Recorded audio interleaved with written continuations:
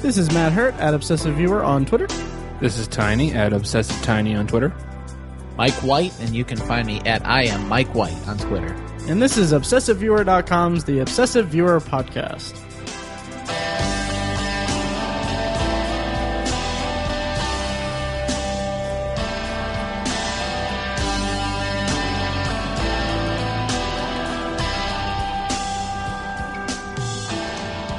Still can't do the music.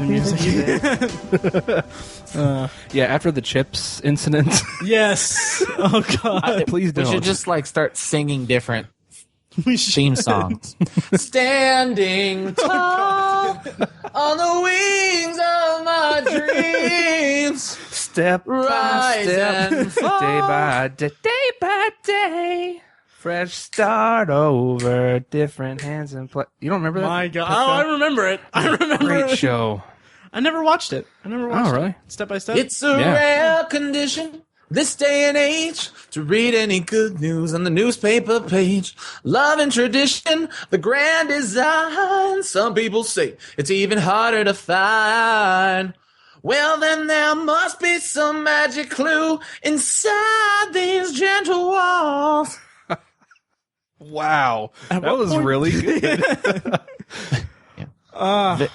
Yeah. That guy also did the Full House theme. Same dude. You know, when you started, I got that vibe. I couldn't remember it. Yeah, but You channeled that guy really well. you did. Thanks. That was good.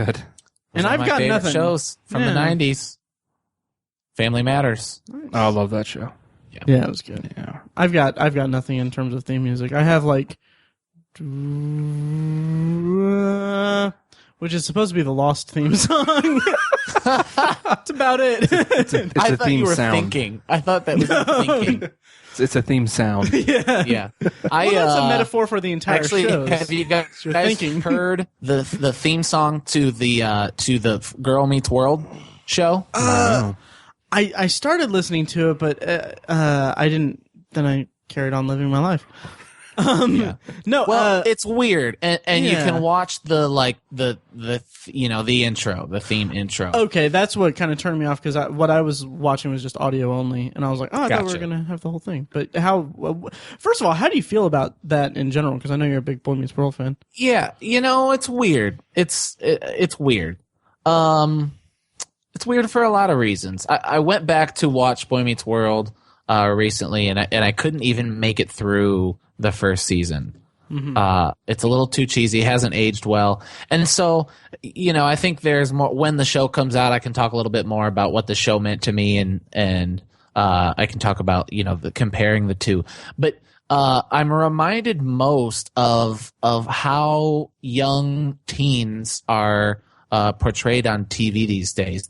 The way these girls dress, they do not look like 12-year-olds, and that is crazy. Oh wow! You sound like an old man. Yeah, well, I am. I became old just recently. Yeah, yeah. We had a long conversation about eyesight in classes. Yeah. Yeah, that's it's going to be interesting. I'll give it a shot. Yeah, for sure. I mean, it's going to be a Disney show. It's not going to. We're not in the demographic at all for it, No. which is going to be interesting. Seeing it from Speak there. for yourself, Matt. Damn it, Tiny. Kidding. So yeah, it'll be something. Yeah. Cool. But today on the podcast, we are talking about a topic that I'm personally really excited about. This, and I know you guys are pretty excited too. I know Mike is especially excited. Yes. Yeah. Tiny, you're I've excited. been excited as well. all day. Yeah. And I'll let you say what the topic is, but it's an interesting topic because when I tell my friends and I tell people what we were talking about tonight, I say, okay, this is what we're talking about. And you'll be surprised that it's actually a genre because you add so many adjectives to the title of what we're talking about today. Right. And they're like, okay, well, how many movies did you come up with? And they're always surprised to find that it's a very, although it's specific, there are very distinct entrances into the canon of our topic today. Absolutely, it's very niche but plentiful. Go ahead. But it's. I want to note that I believe Mike. I believe you are the one that suggested this, and like as soon as you suggested, I was like, why didn't I think of that? Yeah. Because it's the topic for today is The suspense is built so high. I know. Yeah. Anyone- Even though it's in the episode description. Exactly. But the episode topic today is one night party movies. Right. Specifically, for the most part, it's pretty much one night teen party movies. But yeah, And so also it's- more often than not, it's like a graduation. yeah, Mhm. it's a very teenage based one night coming of age movie type thing. Right. Which is the best way to describe that. But anyway, Yeah. In no. so many words. Yeah, and I'm really excited for it because I'm drawn to these kinds of movies for some reason. I don't know what it is. I just love the idea of, maybe it's because I'm very nocturnal by nature, and which is the name of my rap group, by the way. But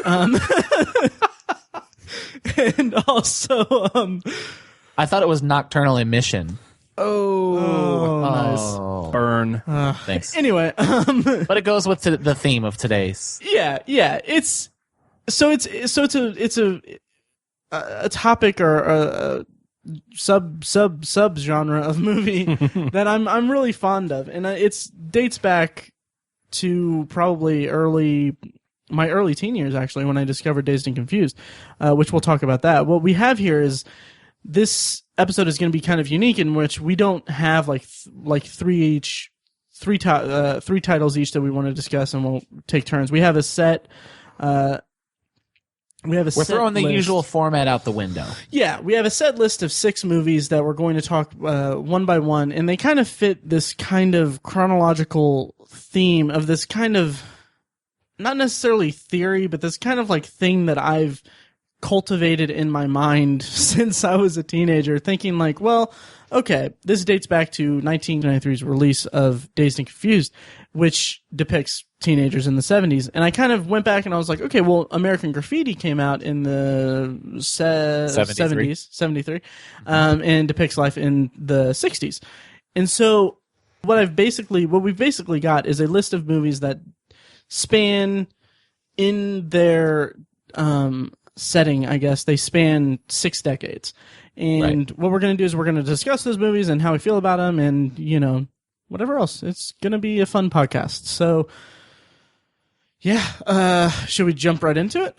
Yes. Let's jump into our time machine and All head right. back to the 1960s. Yes. This is 1973's American Graffiti, which it's set in 1963. Right. Which is interesting. Mm-hmm. It's and that's kind of what I wanted to talk about. If you don't mind, you mind if I start? Oh, no, I just want to make mention, though, that it's directed by a guy named George Lucas. Who? George Lucas. Yeah, he went on to... Sounds like a nobody. I know, right? He went on to create the Jar Jar Binks saga. You son of a bee. That was I good. had to. So anyway, yeah.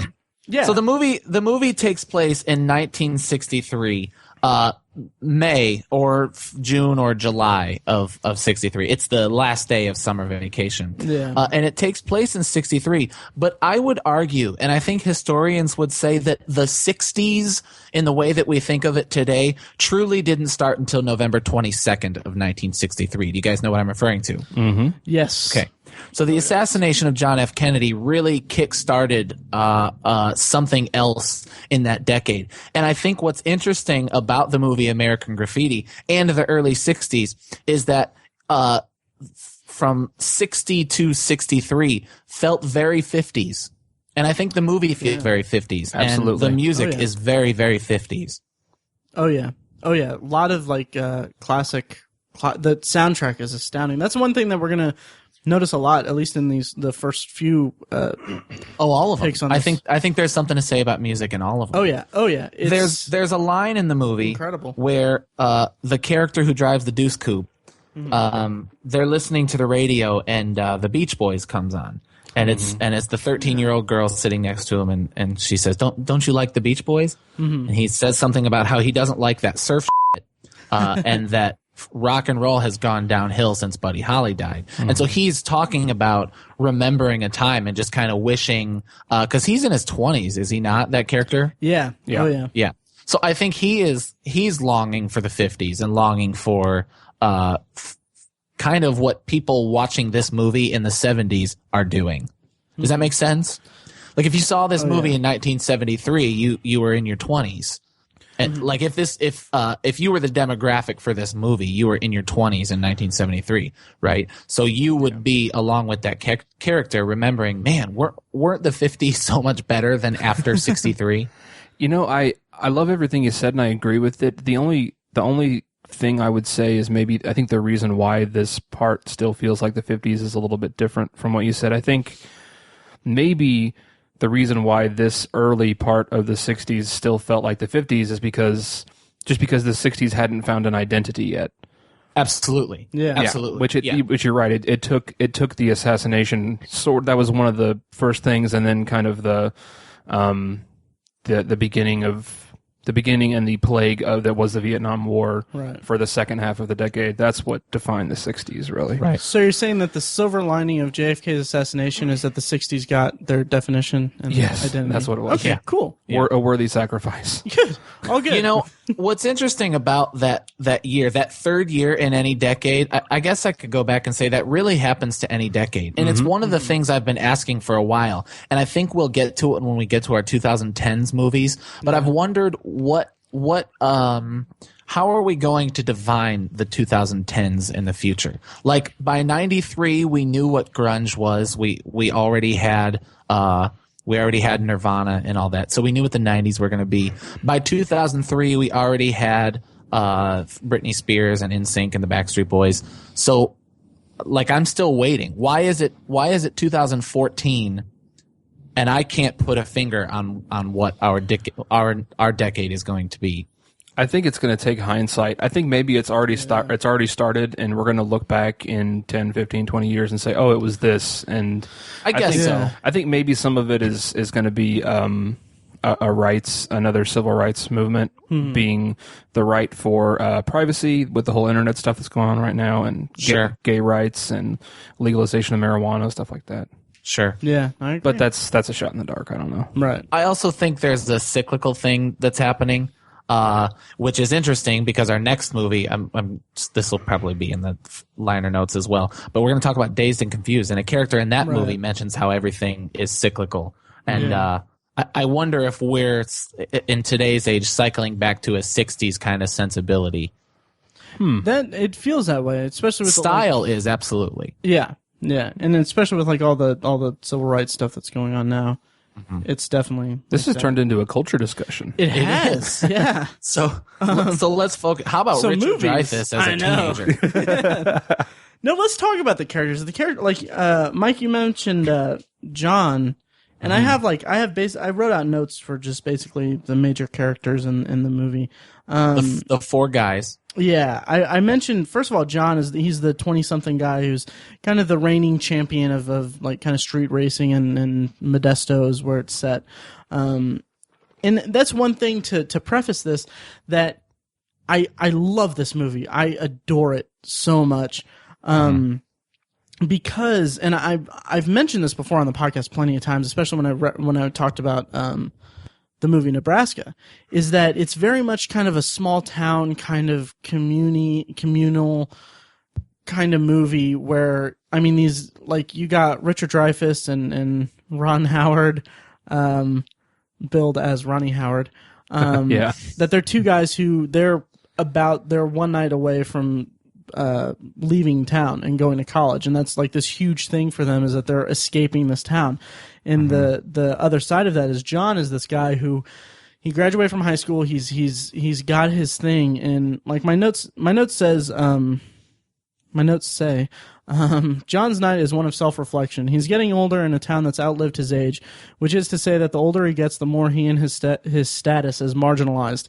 And that's what Harrison Ford's character is to him.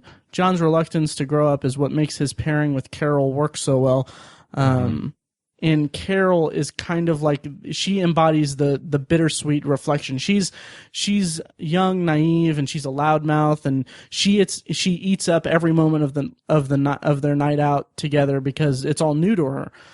John, on the other hand, as resistant and reluctant as he is early on to have her in the car, he never really gets rid of her. Right, yeah, because I feel like that she represents to him his youth that has passed him by. He's old and washed up, and I feel like he's feeling like his life has slipped him by, and that he's maybe not necessarily living vicariously through her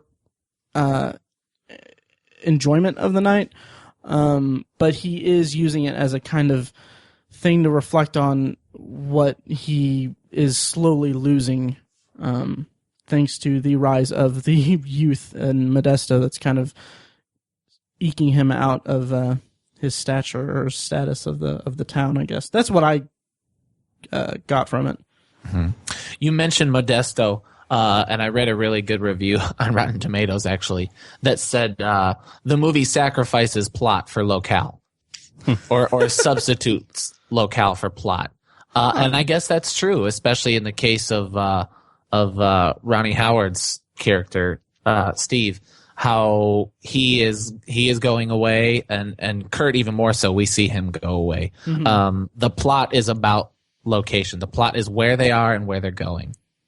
Yeah. And I feel like that informs a really good plot in the movie. I don't think it sounds like it's being kind of a negative connotation to it.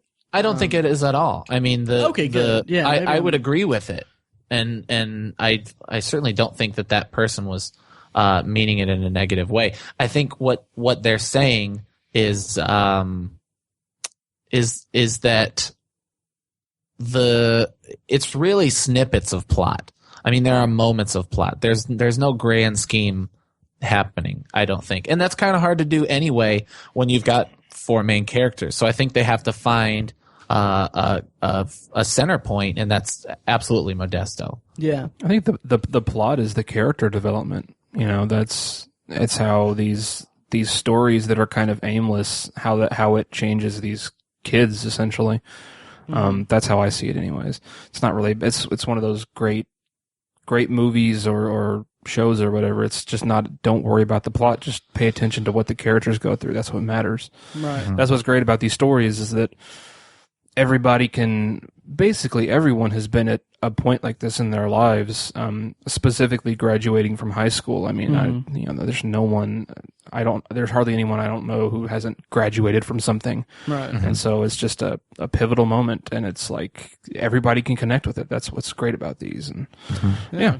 And that's why they're so intrinsically tied with like coming of age movies. These one night party movies they're usually graduation movies or teen party movies, because they facilitate a coming of age story, which on pretty much all counts, there's coming of age stories across the board in this movie. Mm-hmm. Do you guys want to talk about Kurt for a little bit? Sure. Awesome. Yeah. So Kurt, Richard Dreyfuss, first of all, man, he's great. I love him. And I felt like his arc in the movie was really, really interesting to me as an allegory or an analogy for his relationship with the town. Because the whole movie, he's chasing this blonde in the T-Bird played by Suzanne Summers. And I have notes on this. I'll try not to fumble them. I think that she is more of an idea for him.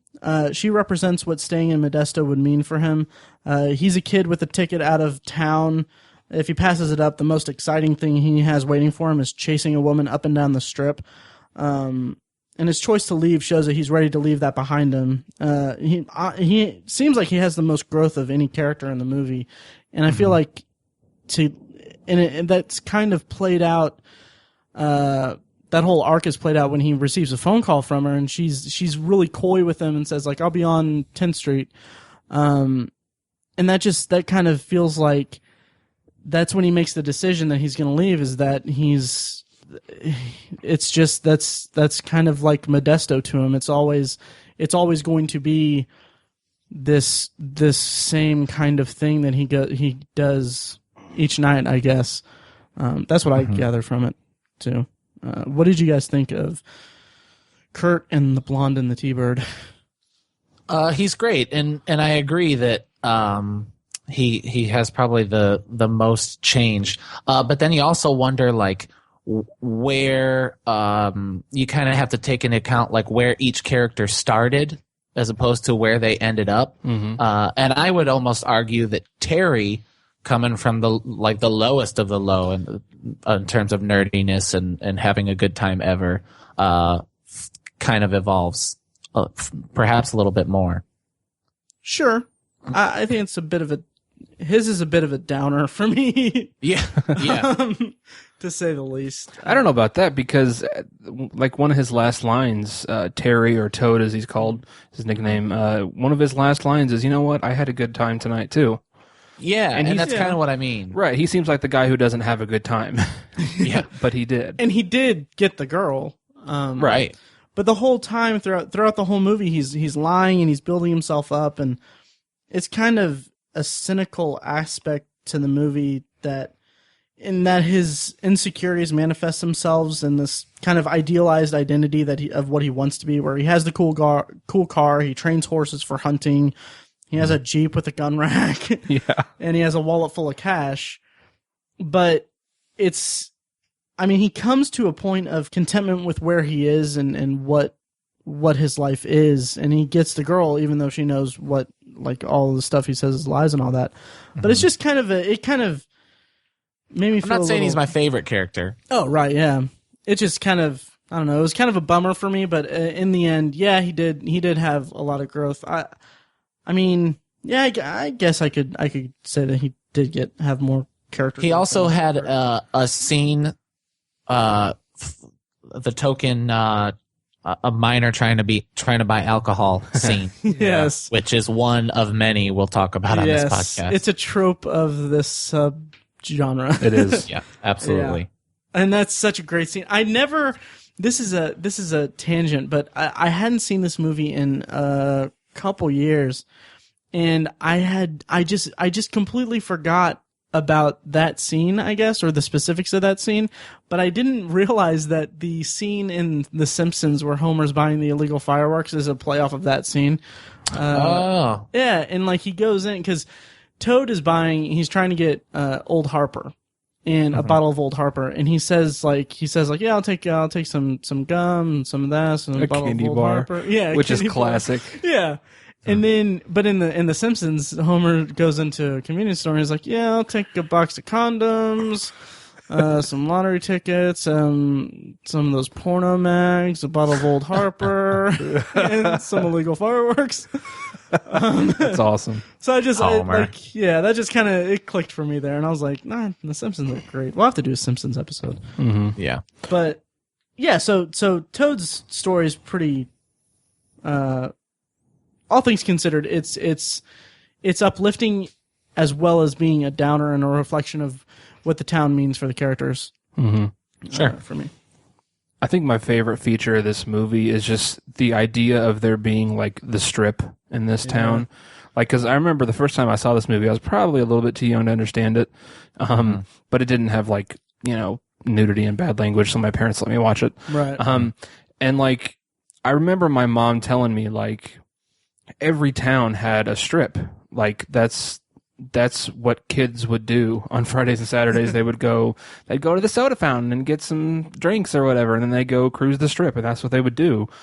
And gas was like pennies per gallon. It was cheap, and they didn't care if they had these giant engines that would just burn up gas. And like it's kind of a staple of American town life that's just totally gone by the wayside. Everything's Walmart and Targets now. It's not like that anymore. And also my mom said that like pretty much every town had a John Milner who, like, the guy, not necessarily the guy who raced everybody or he was like the top dragster, but the guy who had the really sweet car, like the nicest car in town, and like at least every high school had one. And there's still a little bit of that, but it's just not the same as this. And that's kind of that's another kind of trope of not necessarily one night party movies, but just teen movies in general. There's always like that one character who has like the muscle car, who's like depicted as like, oh, the coolest guy ever.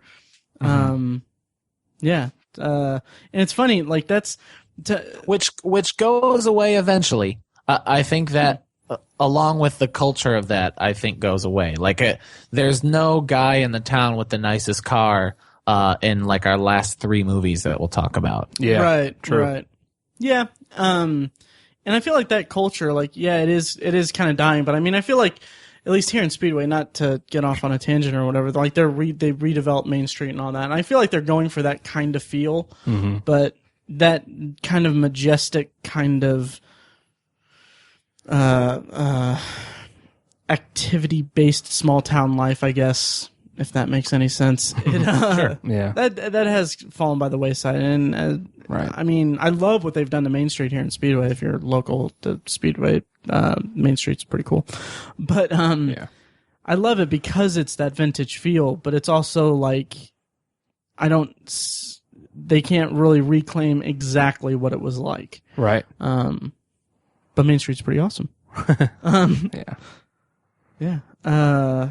So what about Laurie and Steve? Ron Howard and his girlfriend? Because he's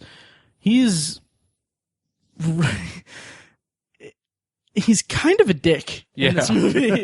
Yeah, Absolutely is a dick. Oh yeah, Says a line.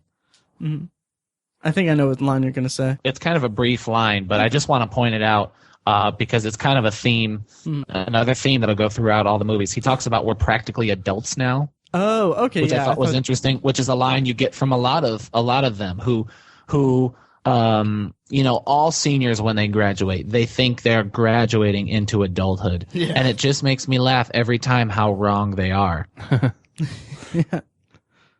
Yeah, absolutely. Yeah. But what was the line did you think I was going to talk about? I thought you were going to go for the whole kind of forcing himself on her kind of thing, like telling her to give him something to remember her by.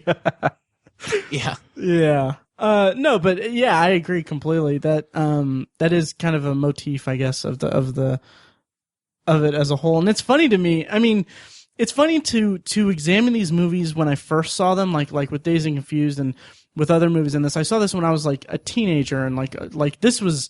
We'll get into that when we talk about Dazed and Confused, but I saw that when I was like about to get into high school. So I was like, oh yeah, all these they know what they're talking about. They're all adults and everything. And now I'm like. I'm like 20. Kids. Yeah, I'm like 27. I'm like, I still don't know what the hell I'm doing. I'm still not an adult. What the hell are these kids talking about? Yeah, exactly. Yeah. But I had notes on that. I was like, they're kind of the classic archetypical young love couple. And I feel like their arc really counters the negative undertone of like Kurt and Toad's adventures. It could have been a very cynical look at small town 60s teenagers. Overall, the movie could have been.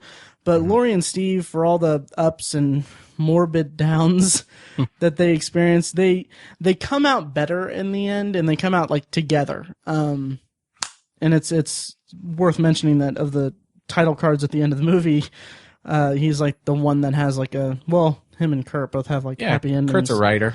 Yeah. Yeah. But yeah, let's talk about the title cards at the end of the movie, and then because we burned up a lot of time on American Graffiti. Yeah, I was going to ask, how long are we going to talk about each? Yeah, I don't know. We'll see where we end up.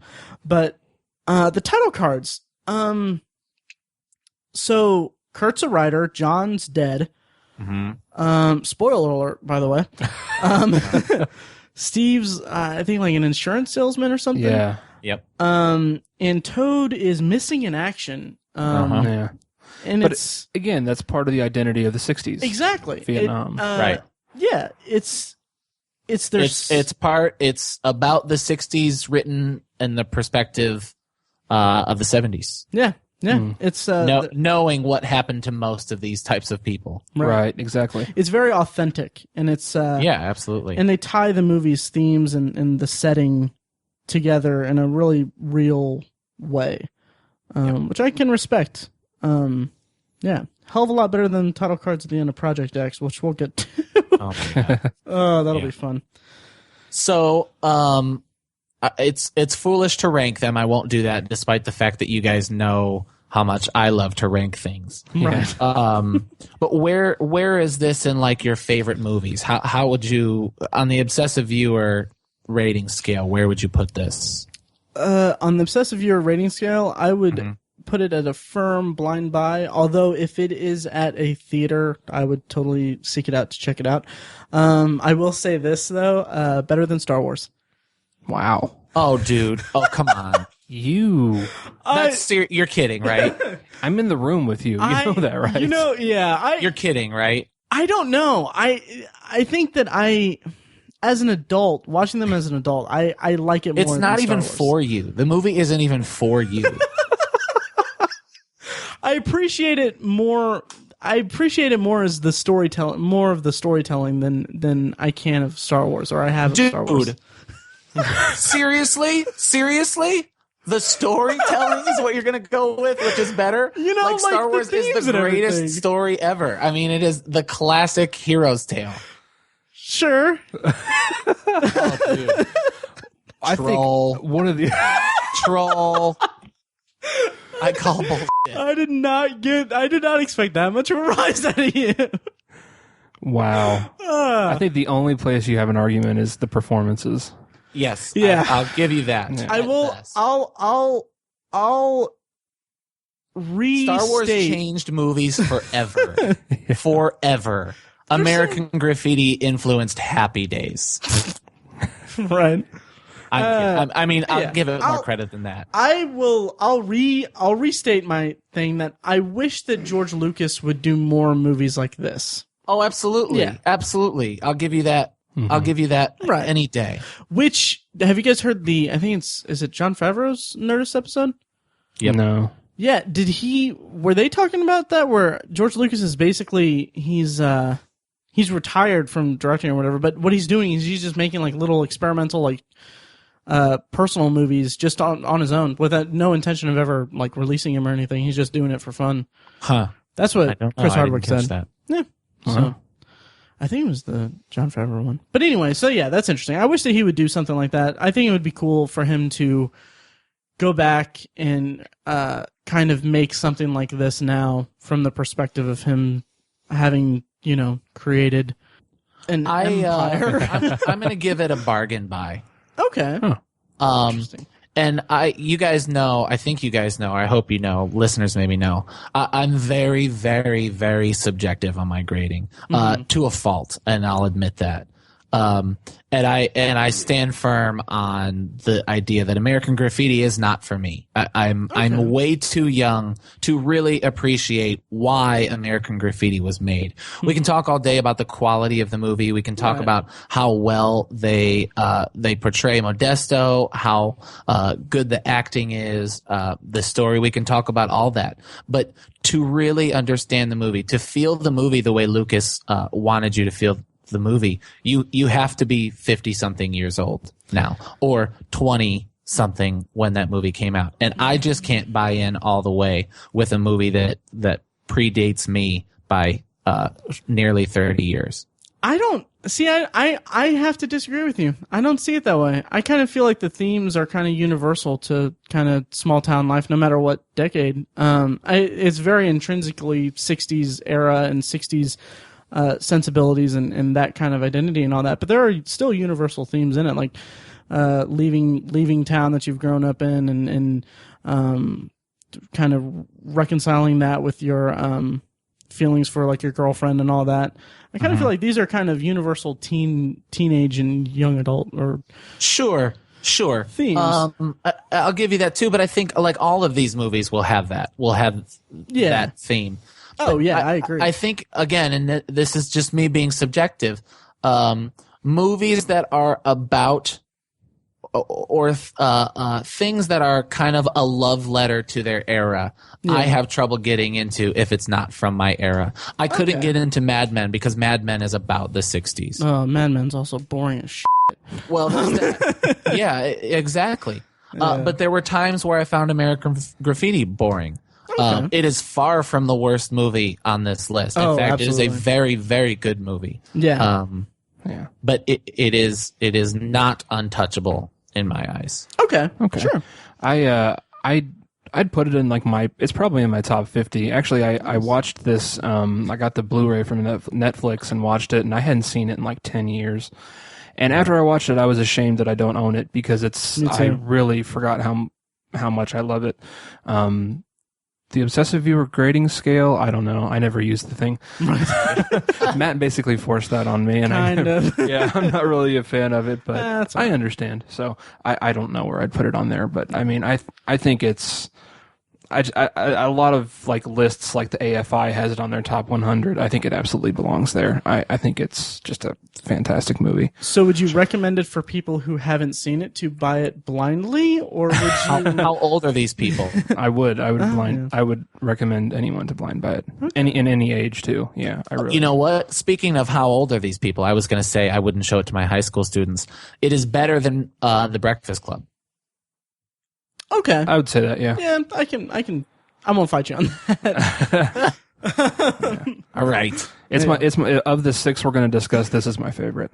Oh, really? Oh, nice. Yeah, it is. Oh, that's interesting. Wow. That's okay. very interesting. Oh, this is going to be fun. Okay. Yeah. Interesting. Well, I don't think there's this is so subjective. It is. Oh, absolutely. They are all you guys are going to kill me for saying this. They are all the same movie, just indicative of their time. They are all very, very similar in themes. As awful as you guys are going to feel about admitting that for our last movie, they're pretty much the same thing. Dude. And they change in terms of quality and decade. I agree with you so much it's not even funny. Honestly, I do too. They really are the same. I'm glad that I didn't have to fight that one. And Because they are the same movie. Even the characters, a lot are the same characters. Absolutely. Which is something we'll get into at the end as well. Yeah. Yeah. All right, so should we move on to 1993's Dazed and Confused? Yes. Nice. All right, so Richard Linklater directed this movie, starring a young Ben Affleck, a young Cole Hauser, a young Rory Cochrane, a young everyone, a young best actor Matthew McConaughey. Oh yeah. Wow, why did I forget that? A young Mila Jovovich. Yes. Yep. A young Parker Posey. Oh yeah. A young and still annoying Parker Posey. Oh God. Yeah. I said Rory Cochrane before Matthew McConaughey. You did. Yeah, I know. Anyway, so yeah, Dazed and Confused. Mike, as I understand it, you just recently watched it for the first time, correct? I did. Nice. It was a movie. It was a movie that I never felt I needed to watch. You guys know, and our listeners might know. I can't remember if I've said it. I'm a teetotaler, right? Yeah. I never had a drink, never done anything, and it just seemed like the kind of movie that stoners loved for the fact that there's pot in the movie. You know what I mean? It just seemed like a stoner classic. At least all the people I knew in high school who loved the movie Dazed and Confused were stoners. Mm-hmm. And so that kind of turned me off to it in the first place. Well, now that I'm a little bit older, I can kind of get over that stuff. I can get over myself and kind of experience the movie for the experience and kind of like understand what was important in the 70s and how marijuana culture was important to the 70s and rock and roll culture was the 70s. So I was like, okay, it's time to watch Dazed and Confused, but I'll watch it eventually. So when you mentioned doing this project, we might even call it Project X. When you mentioned that, I was actually most excited about watching this, despite it being one of the only one that I hadn't seen, or one of the two that I hadn't seen. I hadn't seen American Graffiti, and so I watched Dazed and Confused yesterday for the first time, and it is probably my second favorite of the bunch. It was fantastic. Wow, whoa! Oh wow, huh? Yeah. Interesting. Why so shocked? Just from a couple of the later ones we're going to talk. We'll get to that when we get to. We'll get to that. That's interesting. I think I know what you're going to say. But, yeah, I know which one's your top one. I have to. It has to be the one I'm thinking of. Yeah, and the other one is a topic for discussion. Absolutely. That has to do with something I said 5 or 6 years ago. Yeah. Okay, so yeah, Dazed and Confused. Tiny, you saw it. Explain the circumstances of seeing it. Yeah, it's very appropriate how you brought up that you're a teetotaler, Mike. Hypothetical, yeah. Yeah, because now I rarely drink now, to be honest with you. I don't do any drugs. I did in the past, but I don't do any drugs. I hardly ever drink, seriously. It's like maybe 5 or 6 times a year. But in high school I drank all the time, a lot. Like the scenes in these movies where the kids are struggling to find a way to get alcohol, cannot relate to it at all because when I was younger, like first underclassmen in high school, the older students that I was friends with had fake IDs and they could just walk into a liquor store and buy booze. And then junior and senior year, one of my best friends had a really good fake ID, and he used it like 4 or 5 times at the same liquor store. And after those 4 or 5 times, she stopped carding us. It was the same lady like every Friday and Saturday night. We were on a first name basis with her. So awesome. So I can't relate to that at all. And so the first time I ever watched Dazed and Confused, I was a freshman in high school. I was at Matt's house. Yes. And I was hammered drunk. Yeah. I was like 14, I think, maybe 15. I think it would have been 14. Yeah. 'Cause I think it wasn't over the summer. No, it wasn't. Yeah. Anyways, we had like 2 bottles of liquor, and like we had like vodka and whiskey, and it was me and Matt and another friend of ours. And Matt and our other friend didn't like whiskey, so I drank the whole bottle myself. I was just hammered. I'm kind of proud of that story as a 14-year-old that I had a whole bottle of Jim Beam. So yeah. Man. Anyways, I remember nothing from the first time I watched it, and then the second time we watched it, I was falling asleep, and then I watched it a couple days ago. So like that's like this was almost my first time watching it. Right. So it's kind of funny. Nice. Yeah. By the way, most drunk I've ever seen you. Yeah. Ever. Which it's funny because that was so long ago. Yeah. So, what did you think of the movie? I liked it. I was sort of like Mike. I thought it was kind of strange how revered the film was because I thought it was really overrated. And I'm not sure why. I think it's just. I feel like it's different from these other movies because there's actually we mentioned how there's like usually a graduation or something like that. It's actually the opposite with this. There's no graduation. It's just the people who are becoming seniors and becoming freshmen, which is kind of different. And just the whole hazing thing is like again, I can't relate to it because I was bigger than all the seniors when I was a freshman. I didn't get hazed. Right. But I had a lot of friends who got hazed. But it was just, I don't know, for some reason I couldn't connect to the movie as much, but I can't deny like how quotable it is. Oh, yeah. The music is phenomenal. The cars are so freaking awesome. Yes. Actually, American Graffiti, we could have mentioned that in the car episode from last time. Absolutely. Could have mentioned this movie, Dazed and Confused. So there's so many things about the movie to like. Like as I was watching it, sitting down and watching it, I just had it in my mind, this is an overrated movie. But as I kept watching it, I was like, it's really not, because it's just so enjoyable. Right. I love the era.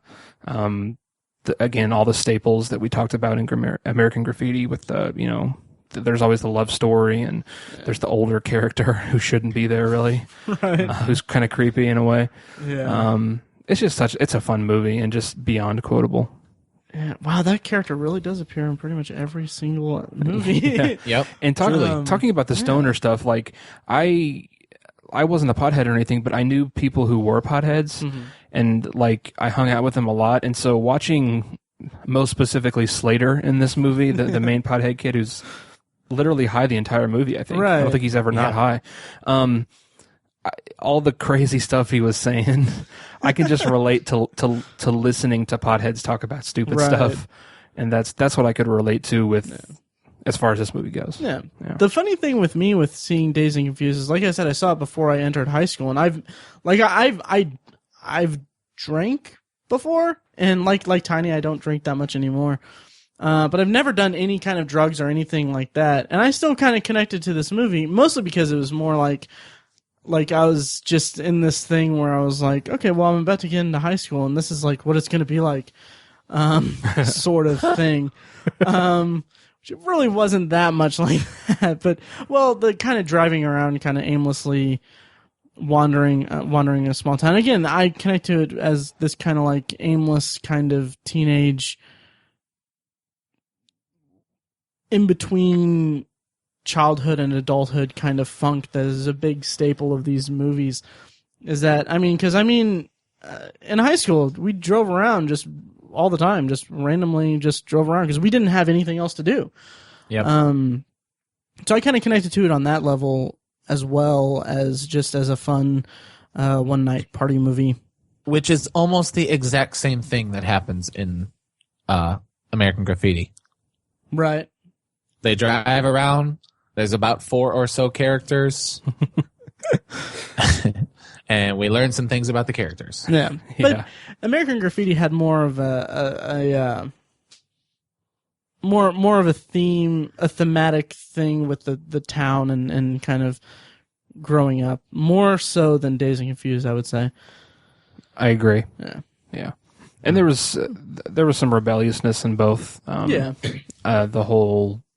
The first one, Kurt's thinking about like, I'm probably not going to go to college, right, or whatever. He offered that huge scholarship and everything. And then in this one, we have Pink. Is his nickname.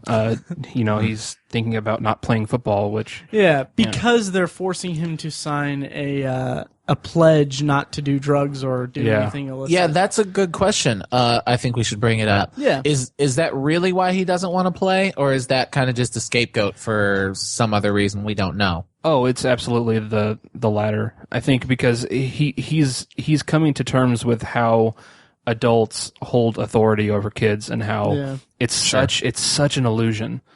Because exactly. As you get older and you look back to these conflicts you had with teachers and what have you, when you were a kid, you're like, why didn't I just tell them to go F themselves? What are they going to do? Suspend me? It's like, but when you're a kid, it's your entire world. That's what everything revolves around. And he's starting to slowly realize that their authority's kind of bullshit. And like, I can stand up to them and still be a moral, person who has integrity. It's just I believe something different than they do. That's all it is.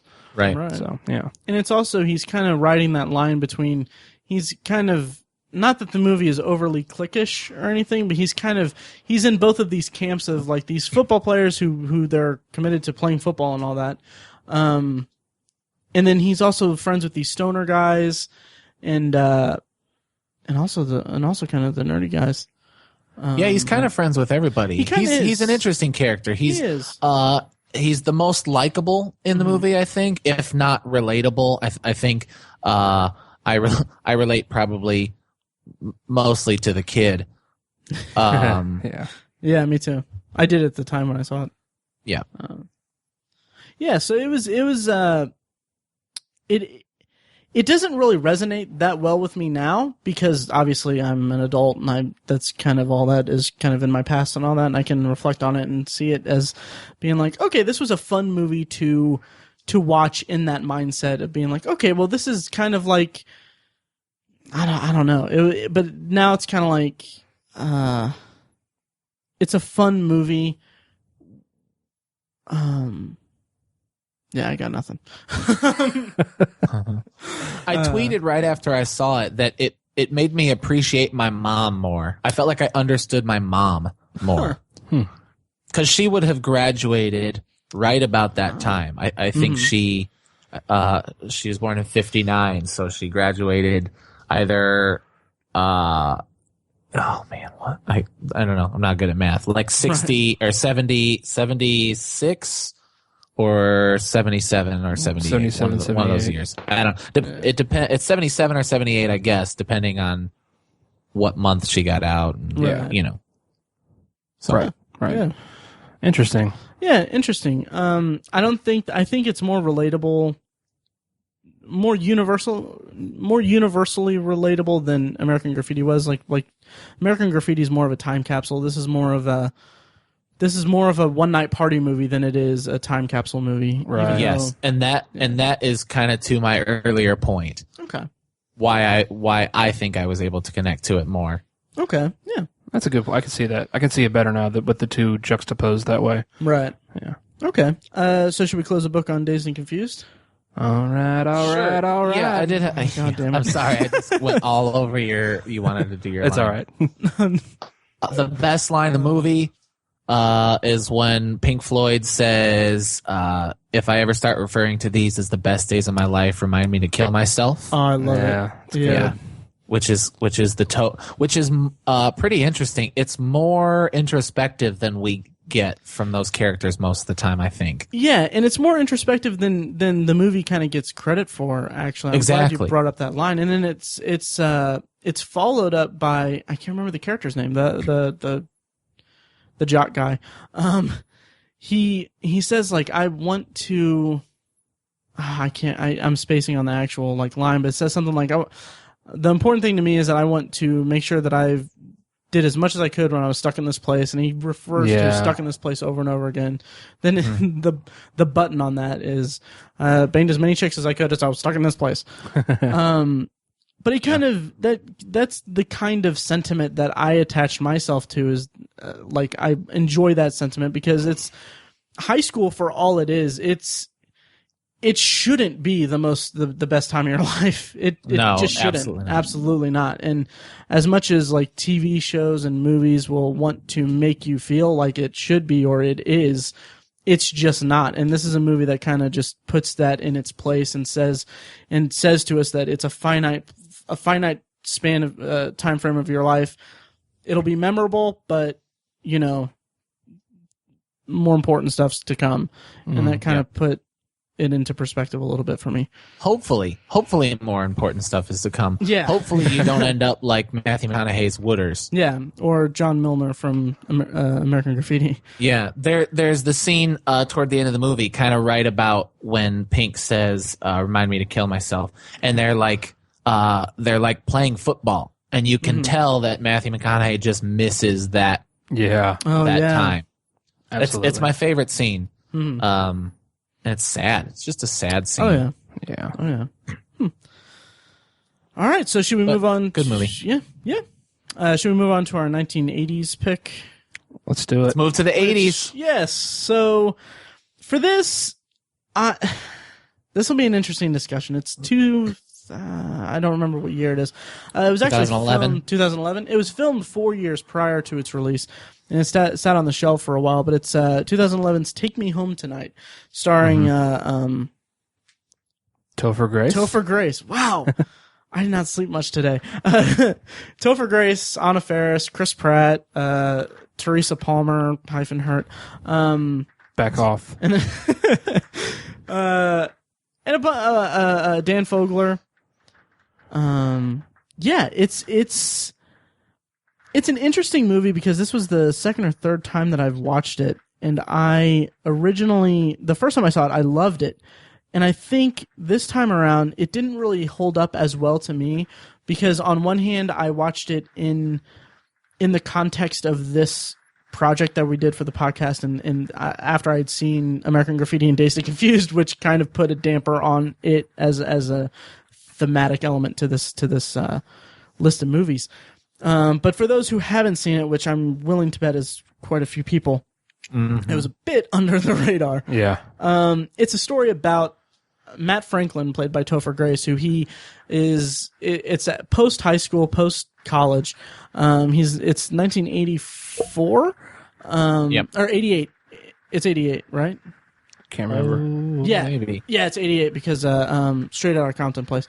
But anyway, it's 1988. He works at Suncoast Video. Everyone that he knows has like big banking jobs. Yeah. So he sees his high school crush and basically lies to her and tells her that he works for Goldman Sachs.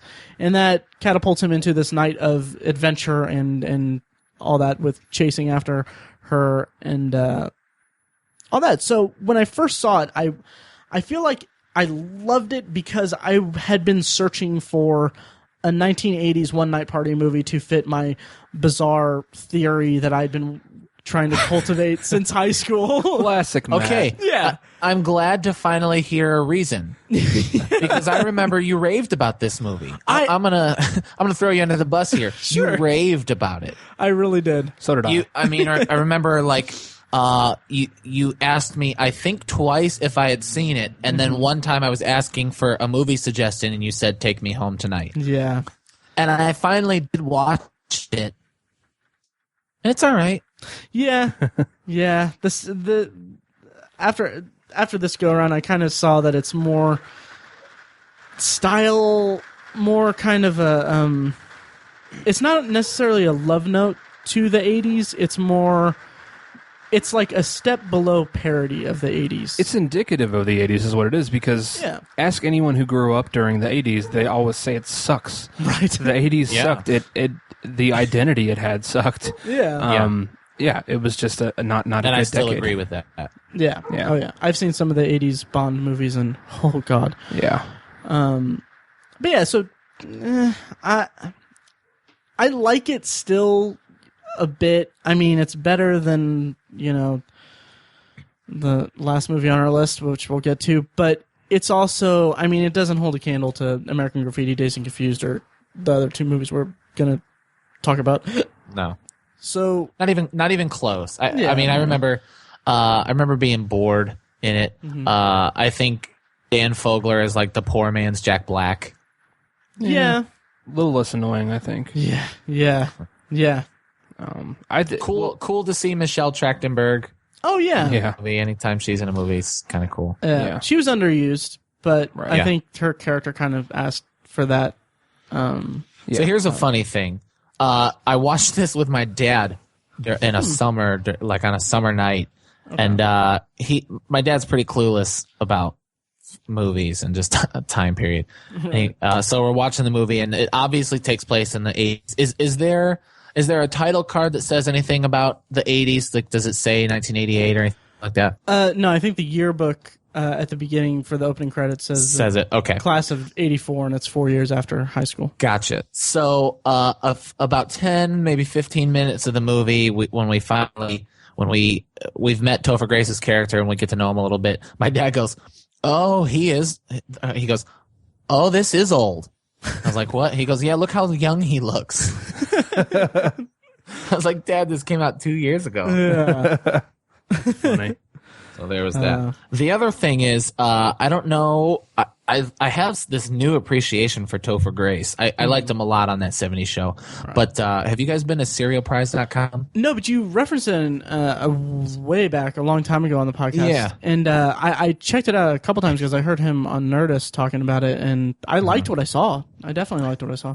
So it's broken. His website is broken apart into like sections, of course, and one of the sections is self-centered stuff. Okay. And under the self-centered is like videos that he did for movies. So there's the music video he did for the song "Don't You Want Me," but it's like an updated version, and it's just a bunch of like 80s references, which kind of lends to what you said about it being almost a parody of the 80s, like that they would make a movie kind of sending up 80s tropes.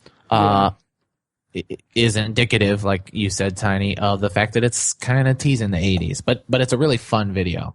Yeah, and plus they cast Michael Biehn as his dad. Right. Sure. Who was a staple of some of the biggest movies of the 80s. Yeah, I guess Topher Grace was such a huge fan of like Terminator and I don't think it was Aliens, but one of his other movies, that he like personally like asked him to be in the movie, like pretty much begged him to be in the movie. But yeah, that music video, by the way, it's on the DVD. And I watched it, and like, it was after my first viewing of the movie, and I liked the movie the first time I saw it. I really liked it, but like, as soon as I saw that video, I was like, this is better than the movie. Yeah. Because it was so cool. It was so 80s send up, and that's something that it felt like this movie was trying to avoid being, but by not being really a love letter to the 80s or anything like that, it kind of defaulted into becoming a send-up of the 80s. Yeah. And what sets this movie apart from the others is that it's the central storyline.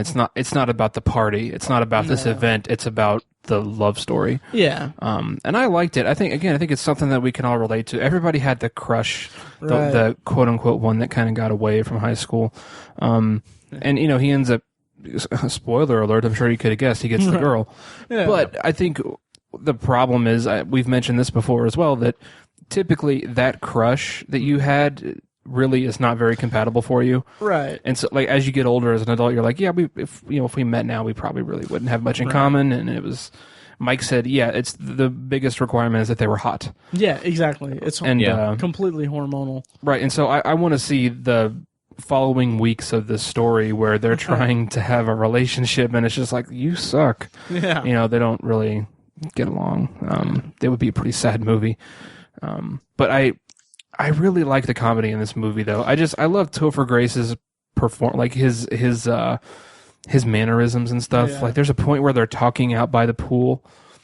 I can't remember what he says, what the line is, but like, oh man, he says something like okie dokie or something like that, and then he just looks at his friend. He's just like the look on his face. It's such a perfect like physical performance. I thought it was hilarious. He's pretty good. I wish he was in more stuff. Yeah, Me too. totally. It's a bummer. I think he's fantastic. He does a killer Michael J. Fox impression. Oh yeah, Yeah. That's for sure. Telling me you built a time machine? Yeah, it was funny. That was really good. Thank you. Yeah. That's I'm going good. to watch that music video again. Thank you. And I love the Dimitri Martin cameos. That stole the scene. So Stole the show. funny. I forget. Like, there's a part where he's like, yeah. I work for Goldman Sachs. Yeah. And he's like, yeah, I'm in a wheelchair, but you don't need to walk to speculate stock options. I said you don't need to walk to speculate stock options. So fun. I cried laughing the first time I saw that. And he says yeah, nothing's really changed. I'm still getting a lot of ass or something like that. And then he says like my feelings about hills have changed. So funny. Oh, yeah, man. he's fantastic in it. Yeah. So yeah, I was hard pressed to find a one night party movie for the 80s. So until someone makes one, this is kind of my default for this little. It definitely qualifies. It does, yeah, Sure, absolutely. It's just kind of one of two weak links in the thing, which we'll get to later.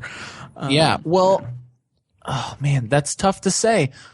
Weak links, but the last one, I've got some interesting things to say about the last one. The last one is more fitting than this movie.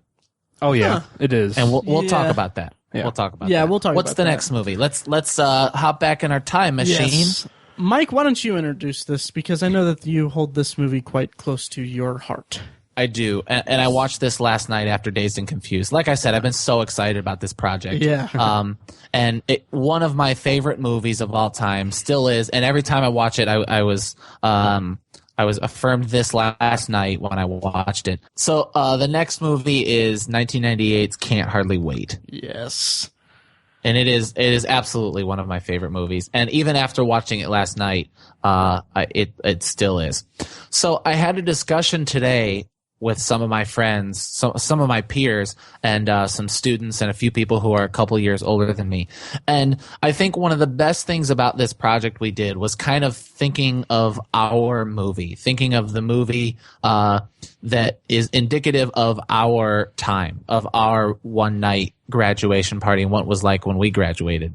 So anyway, I'm trying to think of the movie like for me, and a friend of mine kind of said American Pie probably is his. And I said, well, that doesn't really fit the mold we're trying to do. Right. But you're probably right. It's closer to my age.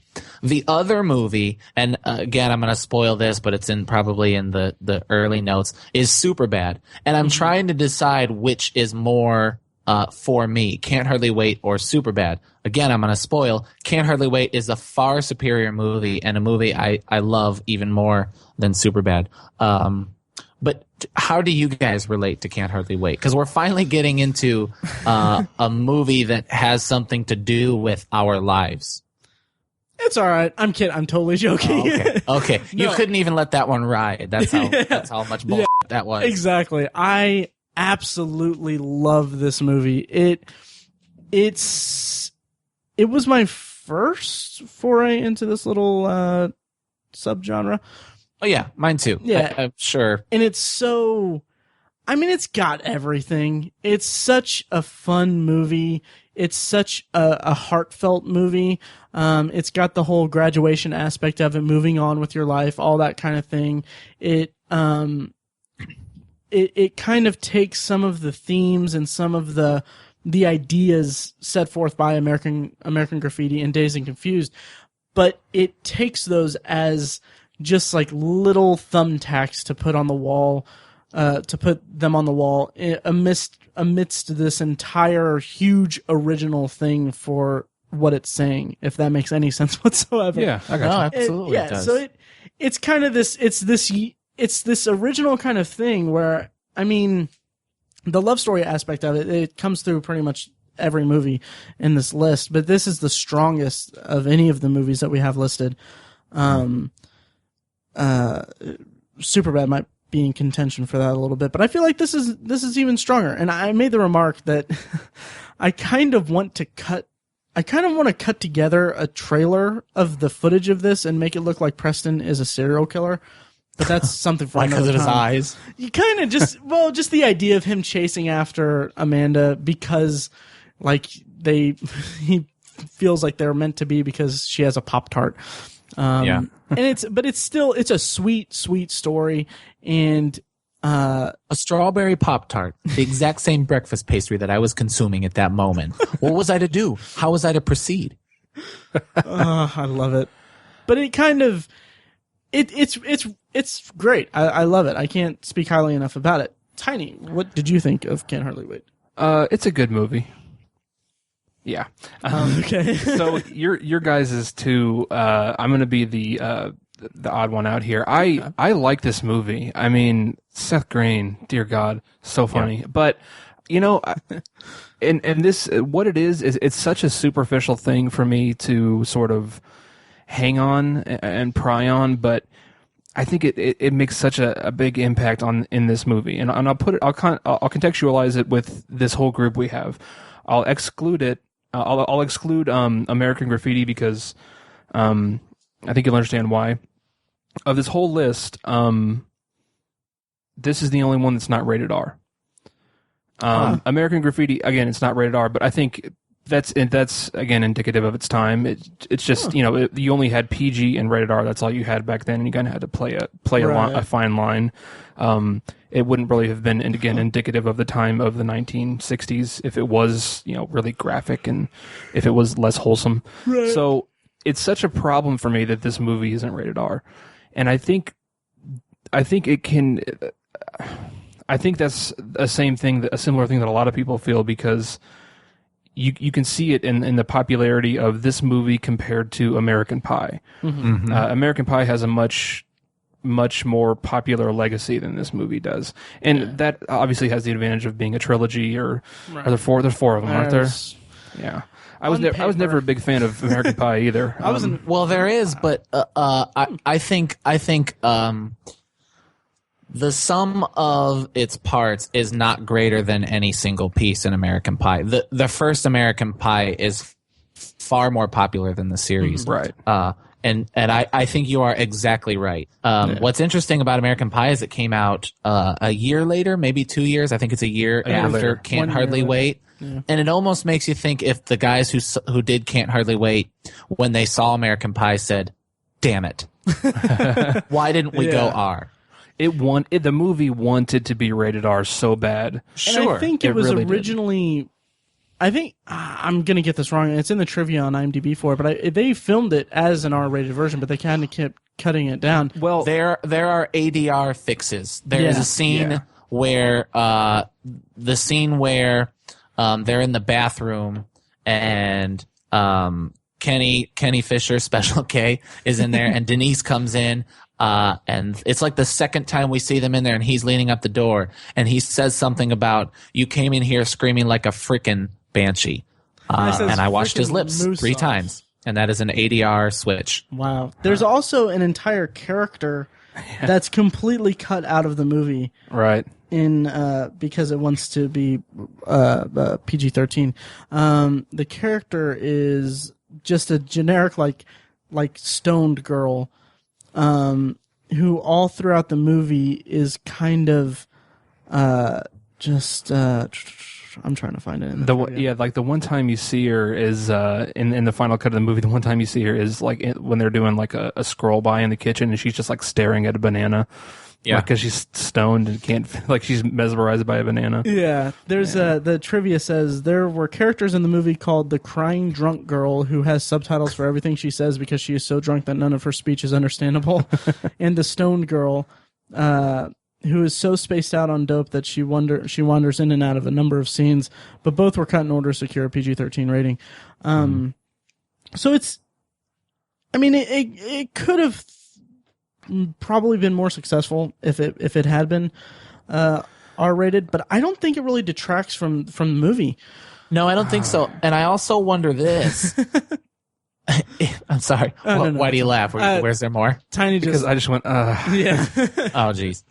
Well, then we'll have to talk about that. But I also wonder if the R era, the rated R era, came in because of American Pie. I think Can't Hardly Wait was indicative of 1998.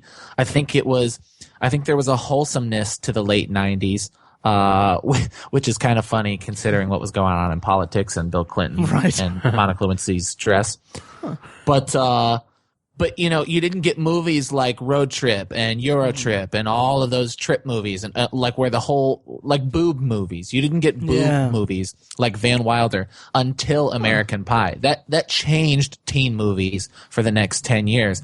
And Can't Hardly Wait is kind of the tail end of it. I can't say that it would have been better, or I can't say that it wouldn't have been better if it had an R, but I'm going to go with Matt. Like, I don't think it knocks it because I think it predates that era. Okay, and I can totally make a concession there because it's such a personal opinion of mine. It's not. Right. It's very subjective. You know, it's not. I'm not being objective at all when I'm having this opinion. And I can't really say like bad stuff about the movie because it's a good movie. It's just that I think it could have like. Special K is a rated R character. Like, without question, he's a rated R character, but he just... Yo, I gotta have sex tonight. Oh, baby, please. You are too fun. Repeat this. Says here, 92% of the honeys in UCLA is sexually active. That means 92% of the girls walking around going, class, sex. What shall I do? 92%, yo! Oh, baby, he's like, please. That's a 92% chance of embarrassing myself. I roll up on that honey. I'll be like, what's up? She'd be like, you don't know 20 different ways to make me call you Big Papa? Because I don't, yo. I swear to God, I didn't read a word of that. That was absolutely glorious. I believe you. I love that movie so much. And that is one of the other big things I love about the movie. I'm sorry that I got us on a soapbox and did that's fun. That was beautiful. Yeah. I said in the podcast well, it was kind of douchey. I appreciate that you guys liked it. But I mean, it's endlessly quotable. And that was one of the huge things about me at the beginning. It came to me at a time where quotable movies were my favorite movies. We talk about the summer of '99 with Austin Powers 2. Right. 2 episodes ago. I love quotable movies, and Can't Hardly Wait is absolutely one of those movies. Yeah, absolutely. And I mentioned in the pod chat that I was going to just basically, as I was watching it, I was telling you guys that when we discuss, I'm just gonna speak in Special K Kenny Fisher lines. But then you guys kind of stepped on that, so why you all gotta waste my flavor? Damn. I had to get that in there. Anyway, so yeah, and also worth mentioning, Jennifer Love Hewitt -Hurt. Oh my God, she's so unbelievably hot. She is so, like, even like late 90s, she was like the queen of the teen movie. Yeah. Yep. And I mean, she even elevated a movie like Trojan War, which has, you can look it up on IMDb. It has like the lowest box office return like of any movie ever. It was like one of the biggest flops of all time. Wow. Cause it premiered in like maybe, I think maybe in terms of like per screen numbers, it just was absolutely abysmal. You can't really find it anywhere, but she even elevated that. Like, I was like, oh, she's so great. That also had the guy that played Eric in Boy Meets World. Okay. Speaking of Boy Meets World, she was in an episode of Boy Meets World where she played Jennifer Love Pfefferman. I vaguely remember that. in 1998, same year as Can't Hardly Wait. This movie is so important to me. I remember the first time I saw it. Do you guys remember the first time you saw it? I may have gotten it from the library or something and watched it in the living room. Yeah. I don't really remember specifics. Tell us about your first time, Mike. Well, I guess it's not that special, the instance. It's just that I remember it so well because the movie was special. Mm-hmm. We used to spend the night at my friend's house. There was a group of 4 of us every other Friday, and we would always pick a couple movies and watch them and hope to see some boobs or something like that. and Can't Hardly Wait, funny enough, doesn't have any bare boobs in it. Right.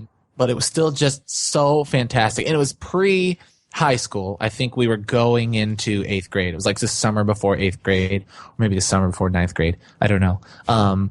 So we couldn't connect so much to it, but I remember trying to figure out who was whom in the group, who was going to be what character in high school.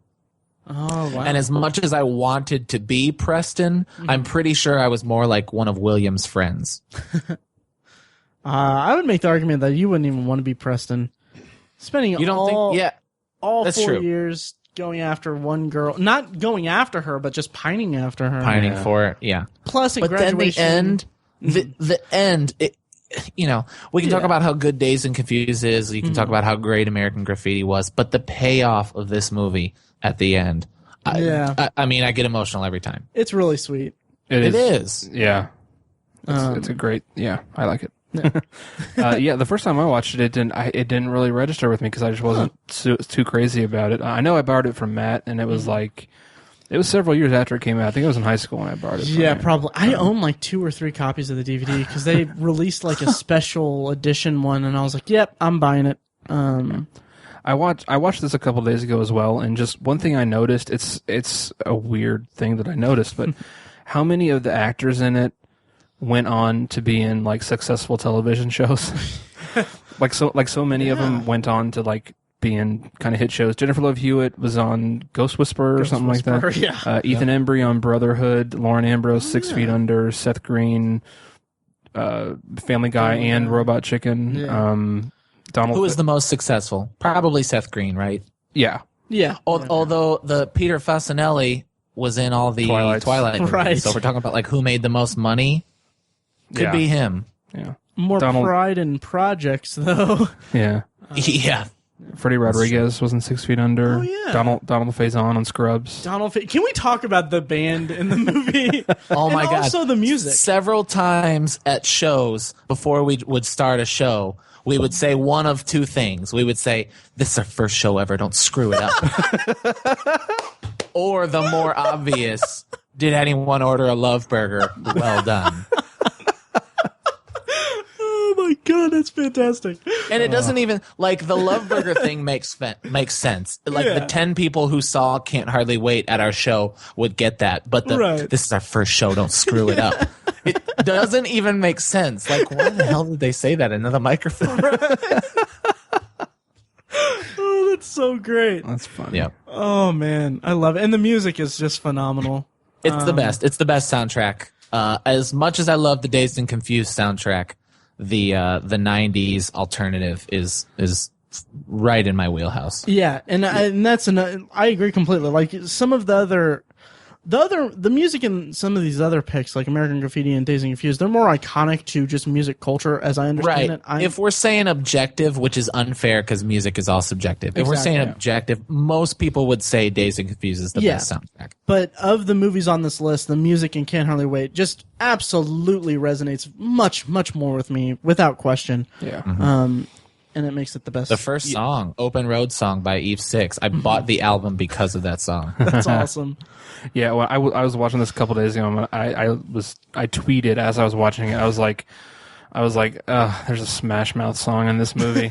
I was like, is there nothing of pop culture in the 90s that Smash Mouth did not simultaneously infiltrate and ruin at the same time? Yeah. And then later on, there's another Smash Mouth song. Nice. Yep. Yeah. Yeah, but it is good. It's perfect for the movie though. Oh yeah. I'm not knocking the movie, just the music, the music. It sounds like you are though. Well, it was a little. And I remember it has a Blink-182 song toward the end when the party breaks up. Yeah, damn it.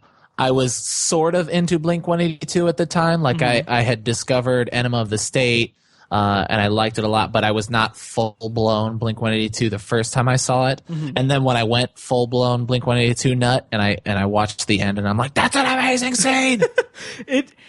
As I was watching it, I almost tweeted this, but I didn't get around to it, but I was like, that's one of my favorite music drops in any movie ever, probably. Because it's so fitting, and it's a great song. I remember the one Thank You Jade show that I went to, you guys did a cover of that, and I was like, swoon. That's awesome. Yeah, I was like, that's so great. Yeah. We did. That was actually one of the songs we played at our first show ever. Oh, nice. So that show you went to was kind of an anniversary show, so we wanted to pay homage to that, and also one of our favorite bands. And also, every time I play it, I think of that scene. Nice. Yeah, it's great in the movie, and I love it. And the Blink-182 trivia is that it influenced Mark, the bass player, co-singer for Blink-182, to write the song "Going Away to College." He said after he saw that movie, he went home and wrote "Going Away to College." That's awesome. That's one of my favorite songs of theirs. Yeah, honestly. Yeah, it's pretty cool. I like it. Yeah. So, should we move on to our next one?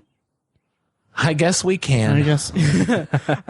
Mike, you mentioned that Can't Hardly Wait is more kind of like your movie of this pack, I believe, and like. Well, it's the one I wish was. Okay. The movie that is probably the one that I can relate to the most is, go ahead and say it, Superbad. 2007. Chicka, yeah. Oh my god. Oh god. Sorry. Anyway. Okay, so maybe you can find the clip if you can steal it off of Facebook. Oh yeah. A couple of weeks ago, my best friend Dustin posted a video from 2007 of me proclaiming out loud and on camera, on record. I'll cut it into this episode. So if you want to set it up. Please do it. Do it right here. Okay, yeah. So this is a clip of Mike making a bold statement about Superbad. We saw Superbad, and it's our new. I'm gonna say it for you. It's our new favorite movie ever. And I've never said that. It took me years to say Rocky was my favorite movie. It took me 4 more to say Halloween was number 1, and now Superbad. Yeah. So your favorite movie ever? Does that still stand? No, absolutely not. It didn't stay. I mean, oh jeez, it's like embarrassing to say. Back to the Future and Halloween have always been like the two that bounce around back and forth. And Rocky was in there for a little while. It's now Back to the Future, and it's been Back to the Future for something like 6 years.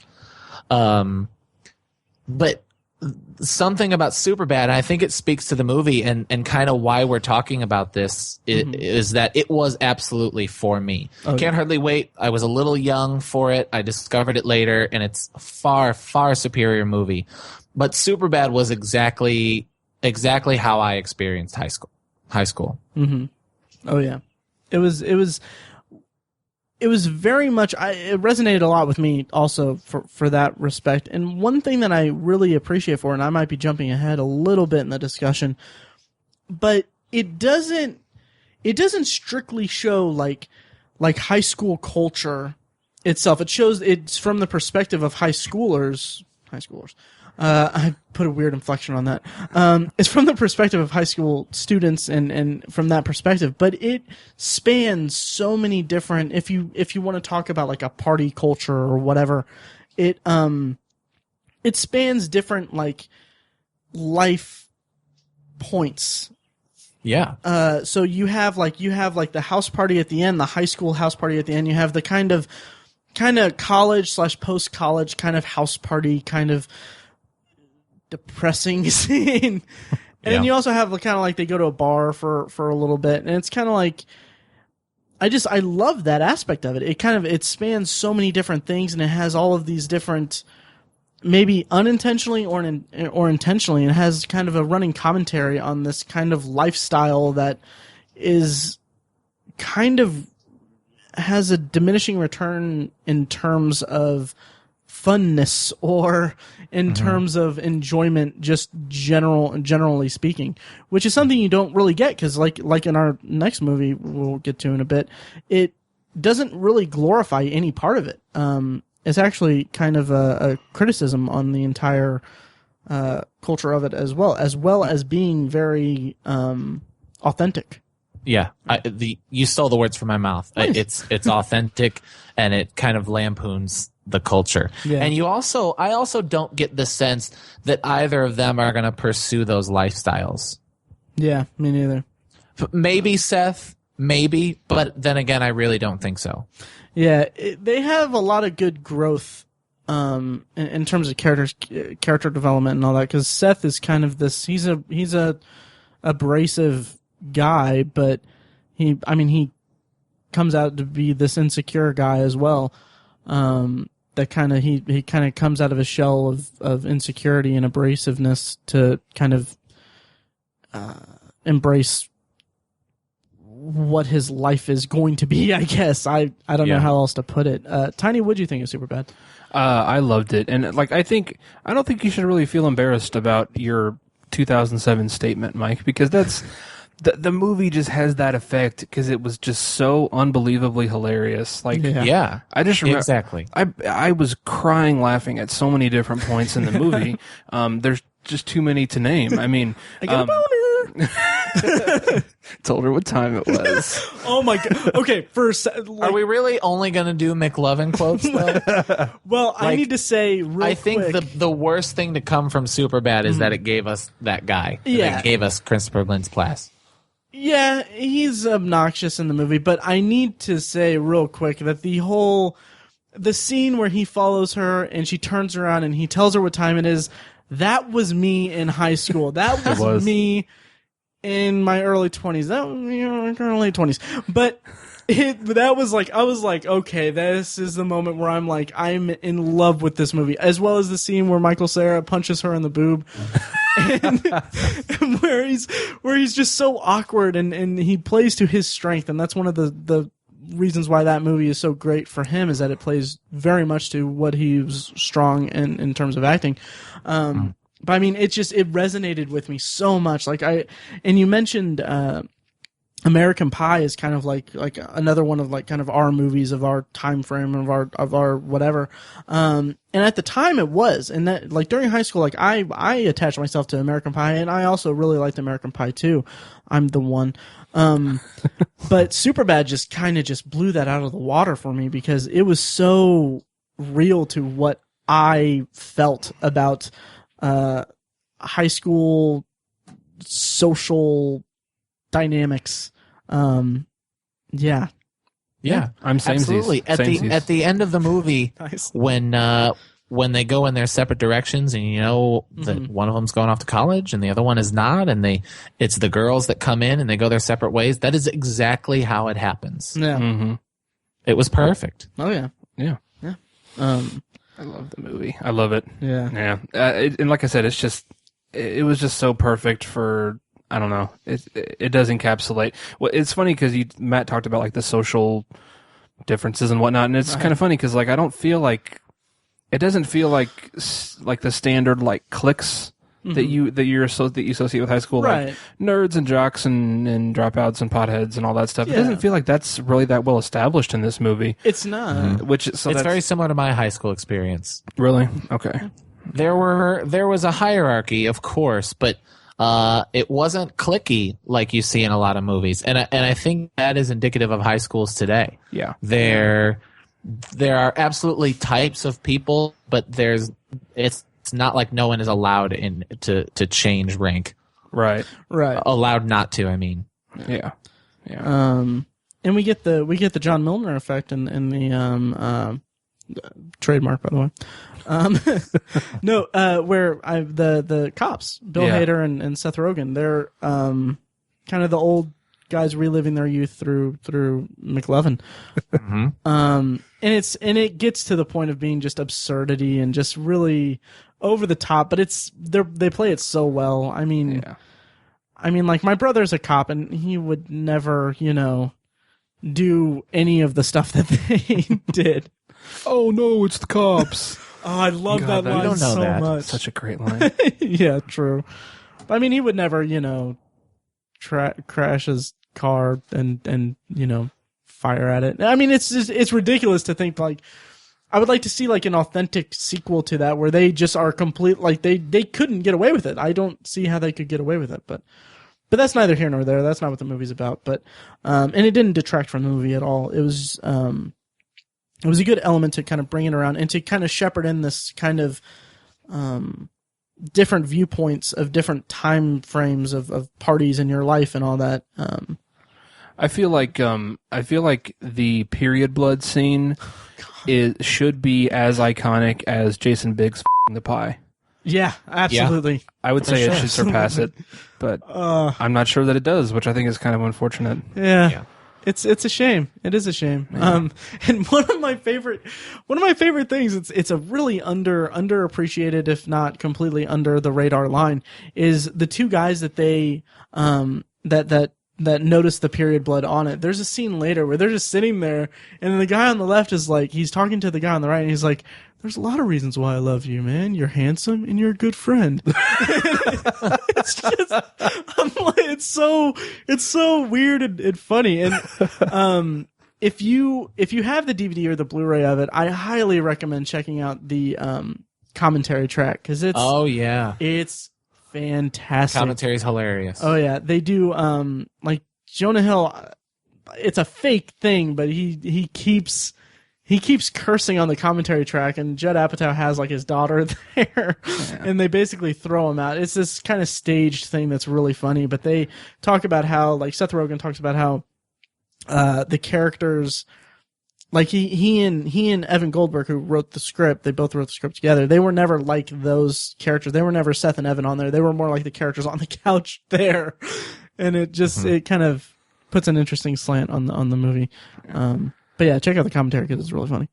There's a line from the movie that I say it so much all the time now that I forget that it's from a movie. Like, I've adopted it as like something that I just say now. I don't even remember the context. I wanted to watch this movie before we did this episode, but I didn't get a chance to. But I think it's where they're at like the college sort of party where they're trying to get booze. Okay. And it's the period blood party. Yeah. And at one point, somebody says something to Jonah Hill, and he just kind of shrugs his shoulders, and he's like, "F*** me, right?" Like, I say that all the time now, and like I just forget that that's from this movie. Great. F*** me, right? Yeah, he's like, "I gotta go to the bathroom. I gotta wash off this Merlot." Yeah.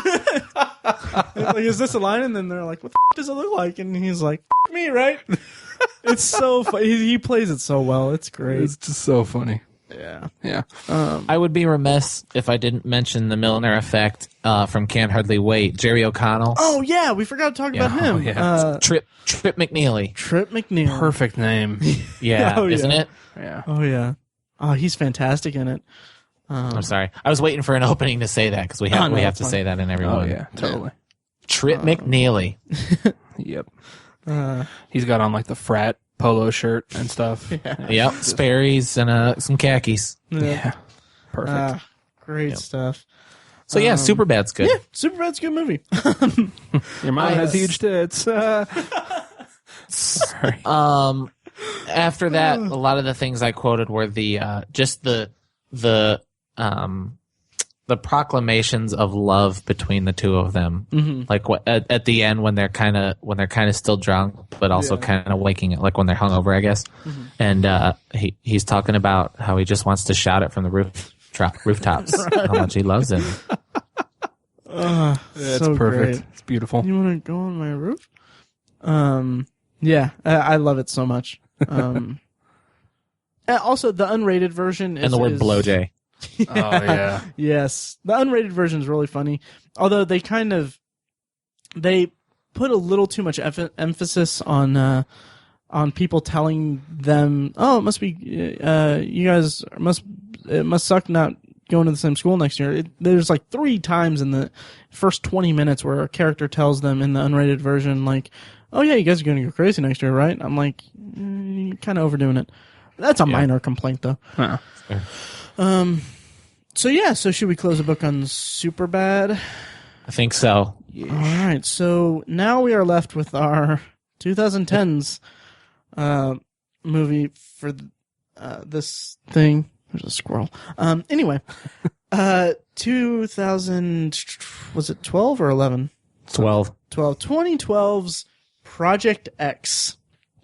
One of the worst movies I've ever seen in my entire life. Wow. Yeah, It was really incredibly bad, incredibly frustrating, and the character of Costa is one of the most evil and vile characters in a movie I have ever seen in a movie. I don't think I've hated a character more than I hate him. He's irredeemably just bad, and the writing is so bad that when he has that moment of like that standard, like, oh, I'm a douchebag, but hey, I have a soft side kind of thing, he doesn't play it well at all. It doesn't come through at all. It's just so disingenuous and so, the movie itself is just basically, I put in the pod chat that it's, basically, hey, let's make a movie about some kids that have a party all night, this mega huge party all night. And then like another disembodied voice says, so what about the plot? And then the first one says, I just told you it. Yeah. Because there's nothing else going for this movie. And Tiny, you mentioned the love interest in the pod chat as an example. It's hollow to me. They establish it. They have their little tryst during the party, and then she just suddenly just forgives him the next day. And even the parents are just, there's this whole thing where the parents think he's a loser, and so the dad sort of forgives him at the end because it means he's cool. So basically the whole theme of the movie is that, hey, do whatever you want, but popularity is the most important thing for you, which is just really not right. So Tiny, Project X, go nuts. I'm really surprised, especially from Matt, but I didn't know that you disliked it so much, Mike. But Matt hates this movie, and he's talked so many times about it. And what the problem I have with what Matt doesn't like about it is that you always talk about the character first, the Costa character. Costa. And let me say, I've only seen this movie once, and it was when it came out, so it's been a couple years. But it's strange to me that you kind of let the one character ruin the whole movie. But he's that bad. I really don't think he was at all. Really? I know that guy. I've seen that guy at these parties so many times. And yeah, I hate him too. He's a D-bag, but I never let him ruin the party. Well, that's right. But maybe there's a bit of fantasy that I want in my movies to keep even the villains in movies, to keep them at least not too real life awful. Yeah. And that's something that I think I'm stepping over what you guys are about to talk about in a second, so we can go back and then come back to mine if you guys don't mind. Sure. I really, really, really think this is one of the best examples of movies that are very indicative of their time. I think this is the best example of a representative of its decade, and that is sad. Sad. And let me. I'm not going to defend the movie because I didn't think it was good either. I didn't like the movie a lot. It's definitely, without a question, the bottom of this list we're making for this episode. Yeah. But I'm just kind of giving your guys' opinions friction here, right? And it's honestly, and it's honest because my opinion is different than yours. And one of the things that just worked so well for me for this movie is that having been to hundreds of parties, I would say, the sort of the ebb and flow of the party, how it starts small and it gets bigger and everything keeps getting one-upped. Well, typically it's you get to a certain point and then that's where the party peaks, and it's never anywhere near how far this party goes in this movie, right. Which is I think that's what's noteworthy about the movie, or that's the part of the movie that I like the most, is that the movie literally ended with a riot. People probably died. There was millions of dollars worth of property damage. There was a car in a pool. There was a fire in a whole neighborhood. I really appreciated the epicness of that party. I mean, that's okay. Yeah. That's fine. None of it was interesting or funny. Okay. And that is my Costa does ruin the movie for me, but he is not the chief reason I hate the movie. The reason I hated the movie is because I was bored to tears. Like, if I wasn't shocked at how stupid these characters were being and how annoying these characters were, it was bored. It was like, that's not funny. I know they think that's funny, but it's not funny at all. It's not clever. It's not smart. It's not witty, or anything that you could substitute, any synonym for smart. And it was none of those things. I never laughed at the movie. Okay. And I can't argue against any of that. It's just that clearly this movie wasn't made, you're not an instant demographic. Right. Like, this movie just wasn't for you that you can't even appreciate it at all. But it was kind of for how I was in high school at that time. So that's why I can appreciate parts of it. It's worth mentioning that this, I'm reading the trivia page on IMDb for it. It's loosely based on the house party of Corey Worthington in Australia. Yeah. The then teenager posted the address of his house party on MySpace, attracting around 500 people and caused over $20,000 in property damage. His party attracted journalists and was widely disliked by the public, having been assaulted by a group of teenagers after the events. And that scene at the end with Costa, the news interview thing, that's a direct parody of a news interview that the guy gave in real life. But to your point about Tiny, about Costa ruining the movie for me, he was the most vocal problem I had with the movie. Okay. Because what I love about these movies, why I'm so attached to these movies, is the kind of coming of age tale of, well, this is really the only point, coming of age tale of a guy or characters who are coming to terms with their small town atmosphere, their high school, graduating from high school to a bigger world around them, whether that manifests itself in terms of a small town or a small community of peers, or their last chance to get the girl of their dreams, that kind of thing. There was absolutely none of that in this movie. The entire direction that this movie took was that, yes, let's make a party movie. Let's make this movie as crazy and outrageous as we can. Let's have this one character drink out of the pimp chalice because no one has ever looked like a douchebag doing that. And let's have him be the least likable person ever. Let's put a little person in an oven and have him punch everybody in the nuts, because market research shows us that people love it when people get punched in the nuts by little people. It's all to a point that's not a creative endeavor. Like Mike said, nothing about the movie is smart or witty or clever or anything like that. It's all in service to escalation. Like you said about escalating the party and everything. It's all in service of escalation. It's like Barney's mixtape on How I Met Your Mother. It's all rise.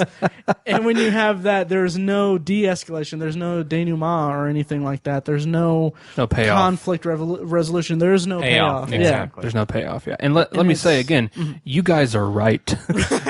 You really, I don't even think there's really opinion here. Objectively, this movie sucks. Yeah. But I just wanted to point out there's a couple parts I liked. What you're saying basically is that Project X is better than Star Wars. You can go ahead and say it. Yeah, we can. Let's put that on record. And again, take that for a soundbite. Yeah. Project X is better than Star Wars, according to Tiny of the Obsessive Viewer podcast. And again, as a person who went to hundreds of parties, it's just sometimes it's, and I agree. I realize the movie does not make this point, right? But sometimes you just want to have a party where you just have the story years later or months later when you're talking to your friends. I have stories of epic shit that me and my friends did that was stupid. Nothing quite to this level, obviously, but just I love that I went through those experiences and that I can have those stories. And I feel like this is like a story that some dude is telling of a party that he threw once. It's funny because I have kind of I can respect that opinion. I understand that opinion completely. But my experience with parties in high school and all that is just I was bored throughout most of them. So it kind of resonates more with me for Superbad. That's why that resonates more with me, is that it's kind of that tone of the party of those movies. or that movie, the parties in that movie, is in contrast to the tone of the party in this movie. I never drank out of a pimp chalice. Let me say that too. Thank you. Ever. You were in. I drank out of a boot once. Not a actual fit, like the boot from Beer Fest. Oh yeah. Me too. Das Boot. Das Boot. Yeah.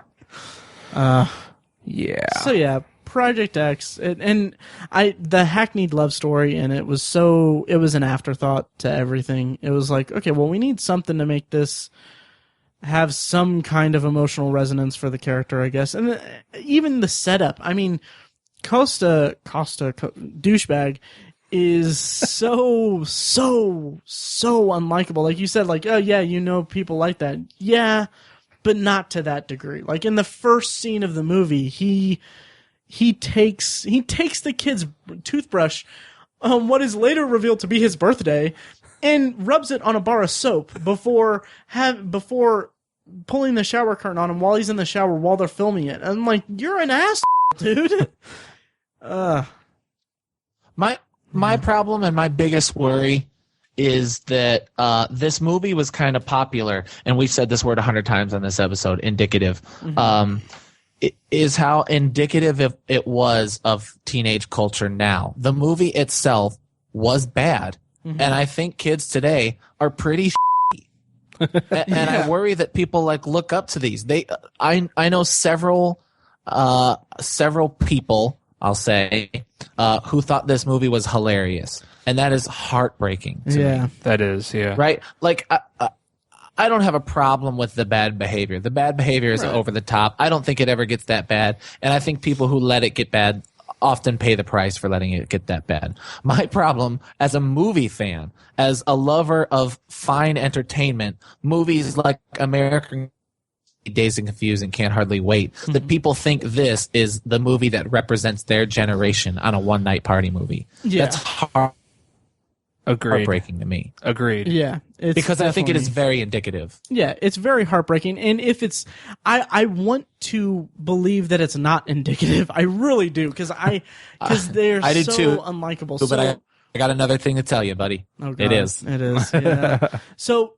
if you're a part of this generation and you're listening to this, please write a better movie to replace this in my theory.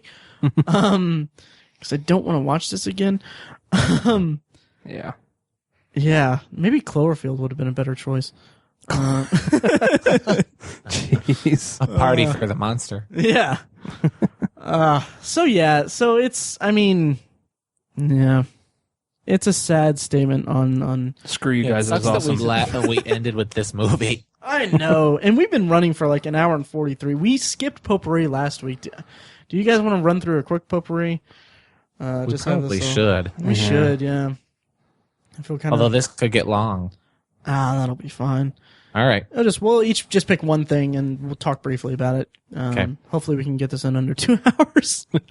Potpourri section where we talk about what we like or what we've watched, what we're looking forward to, anything that we want as long as it smells good. Rapid fire lightning round. Mike, what is your Potpourri? Go. I saw Godzilla just recently. So do we.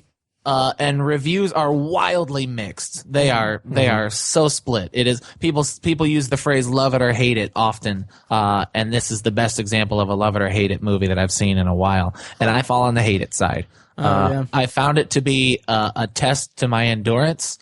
The second act of the movie sagged so hard that I was just begging for the movie to come to some sort of climax.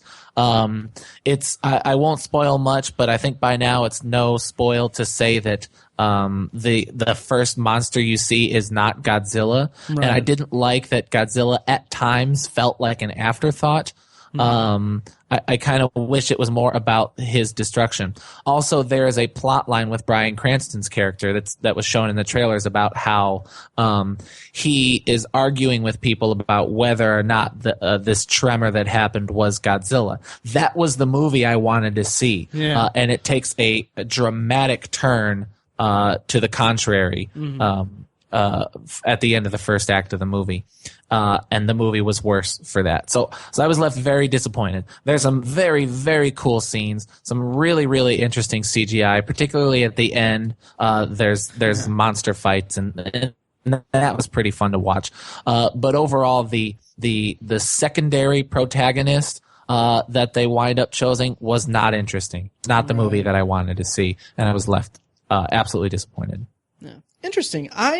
You say it's a love it or hate it movie, and I can see that. I honestly was kind of just in the middle ground. I thought it was pretty good. I doubt I won't buy it. I doubt I'll see it again. Maybe when the sequel comes out, I might revisit it. But I mean, it kind of made me come to terms with. I love the first Godzilla, the original Godzilla from 1954. We watched it in film class at USI. I loved it, and I own it on DVD. I wanted to revisit it, but I just didn't get around to it. But I was just like, all right, cool, yeah.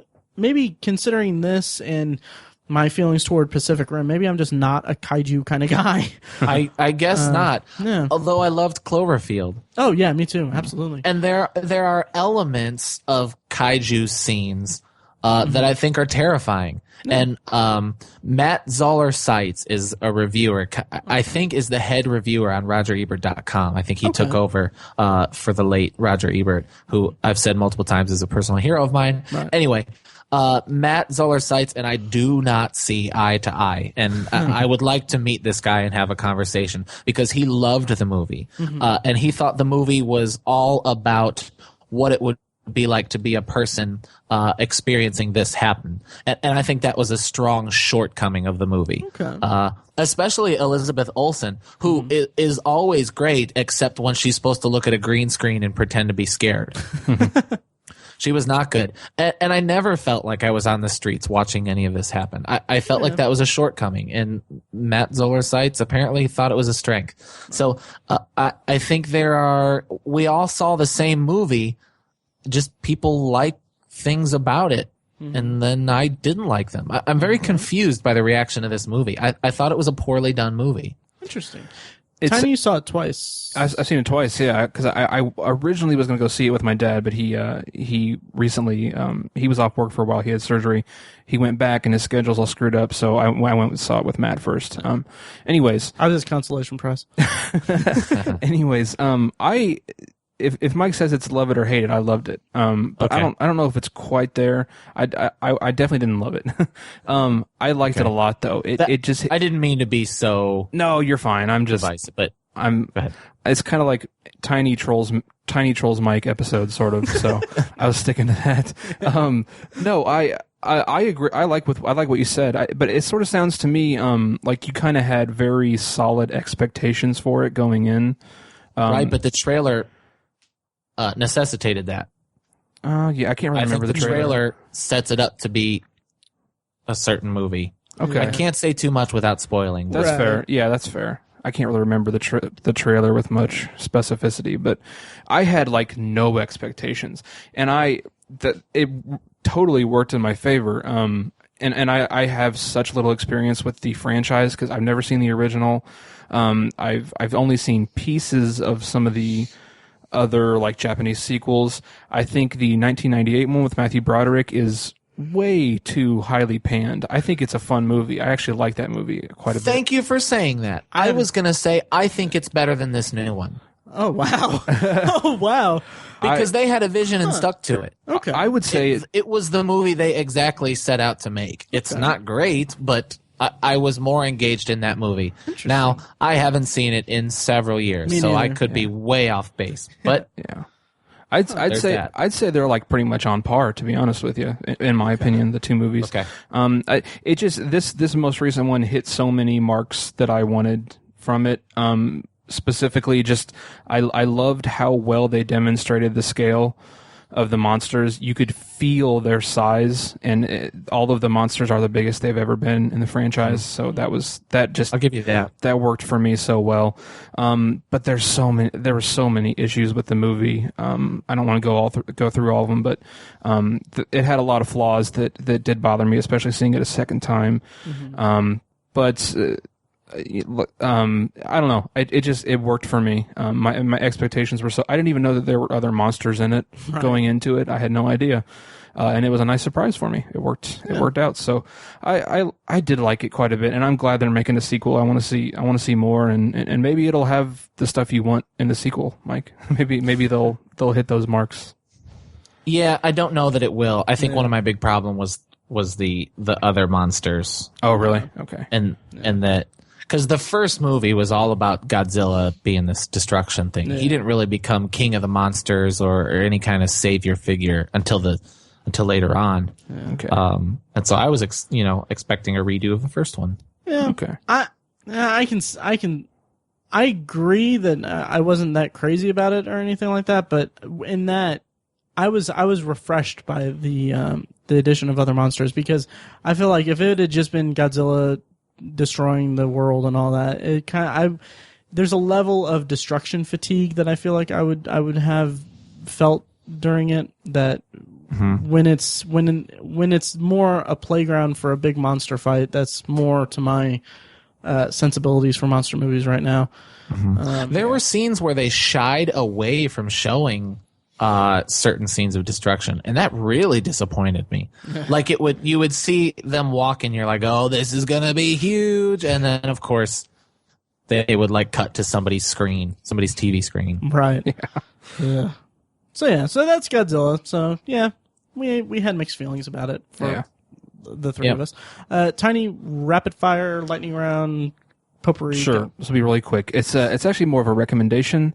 A Netflix movie, a Netflix instant movie. It's a documentary called Sons of Perdition. It's really interesting. It's a couple years old. It's about these kids who escape from a Mormon polygamist commune in Utah. They literally escape and they try to make their way in the world as teenagers. It follows them for 2 years. And it's about these kids who are dealing with essentially having to be adults and being exposed to a world and a culture and a lifestyle that they didn't even know existed because they were so sheltered in this commune, and trying to help their other siblings and their mothers and their aunts try to escape from these awful men who treat their progeny like cattle. It's an eye-opening. A very eye-opening documentary about the issues that arise with such strict polygamy rules. It's really interesting. I highly recommend it. Nice. I'm glad you brought that up because I forgot about it. It's called Sons of Perdition. Yes. On Netflix. Listen. Yeah. Which is apparently a reference to some kind of Mormon, some kind of catechistic Mormon rule or something. I don't know. It's weird. So it's not the sequel to Road to Perdition. That's what I was thinking. So was I when I watched it. Yeah. Stole my joke. Sorry. So yeah, watch it. You can have it. Watch it. It's good. All right, cool. For me, rapid fire potpourri. That awkward moment. That movie's so good. I loved it so much. I am a sucker for a good rom-com, and I love Michael B. Jordan, Miles Teller, who I forgot to mention is in Project X as Miles Teller. He's not himself, but they were so lazy they couldn't come up with a name for the character. But anyway, so it's a fun rom-com from the perspective of guys, and it's kind of a fun dissection or treatise, I guess, on dating and stuff like that. I was tickled by it. Zephron is in it. Zephron, yes, I forgot about Zephron. Oh my god, that dude. Have we talked about Neighbors on this podcast? Not we yet. haven't. We should. We'll There's talk not about enough that. time. Yeah, we'll talk about that at PopCon. I wish I could hate Zephron because me he's too. too hot. It's not fair how hot he is, but Yeah. I can't because he's an awesome guy. He's a fun actor. Yeah.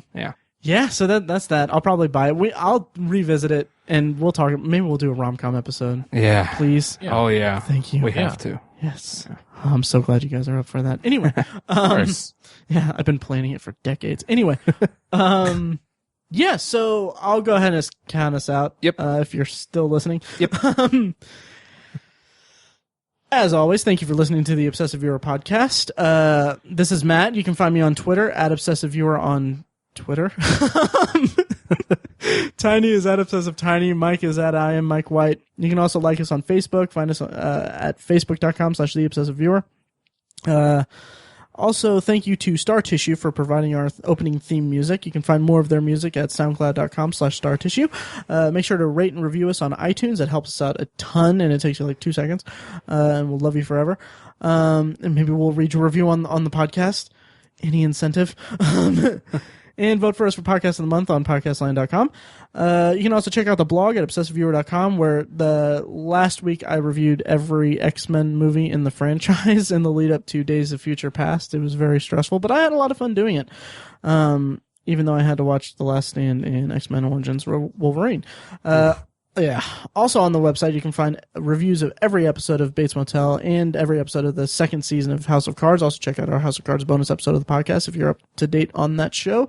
Not to mention on the site, you'll find plenty of movie reviews and industry commentary. And also check out obsessivebooknerd.com if you're into reading and you want a website that is devoted to book reviews and commentary on the ever-evolving world of reading. Also check out Tiny's side project, thesecularperspective.com, where we talk about religion and secularism in the world today. Healthy debates about both of those topics. And finally, if you have any thoughts on the podcast or suggestions for future topics, you can also email us at ovpodcast@gmail.com. This episode is being released on the Wednesday, October. Wow. Wednesday, October. Wow. Wednesday, October. I did not sleep that much today. No, October 28th. So 2 days from now, if you're listening on the day we come out, the episode comes out. May 28th. Did I say October again? You did. Oh my God. Jesus. May 28th. If you are listening to this on the day it comes out, join us at Indie PopCon at the Indianapolis Convention Center. If you're in the area, we're going to have a booth with giveaways. We're going to have live recordings. We're going to be on the podcaster stage Friday afternoon from 2:30 to 3:30, I believe. And it's going to be a lot of fun. It's going to be awesome. It's first year here, and they are expecting a good turnout. So check us out at Indie PopCon. Our booth is like, if you're wise to the schematic of it, it's like booth 830. Okay, that about does it. Can we end this sumbitch? You did it. Let's do it. I feel like there's a Kenny Fisher line that we Oh, can baby, please. You are too fine. Knock the boots. Those two O's over there arguing over Out who of gets the to knock the select boots 10, with me. who gets to be the lucky one? 9 lucky lady. All right, well, thank you for listening. Yo, Kareem, baby, what's up? Thanks, guys. Thank you. Yeah, please go see Can't Hardly Wait. Yes. Yeah. Go watch that movie.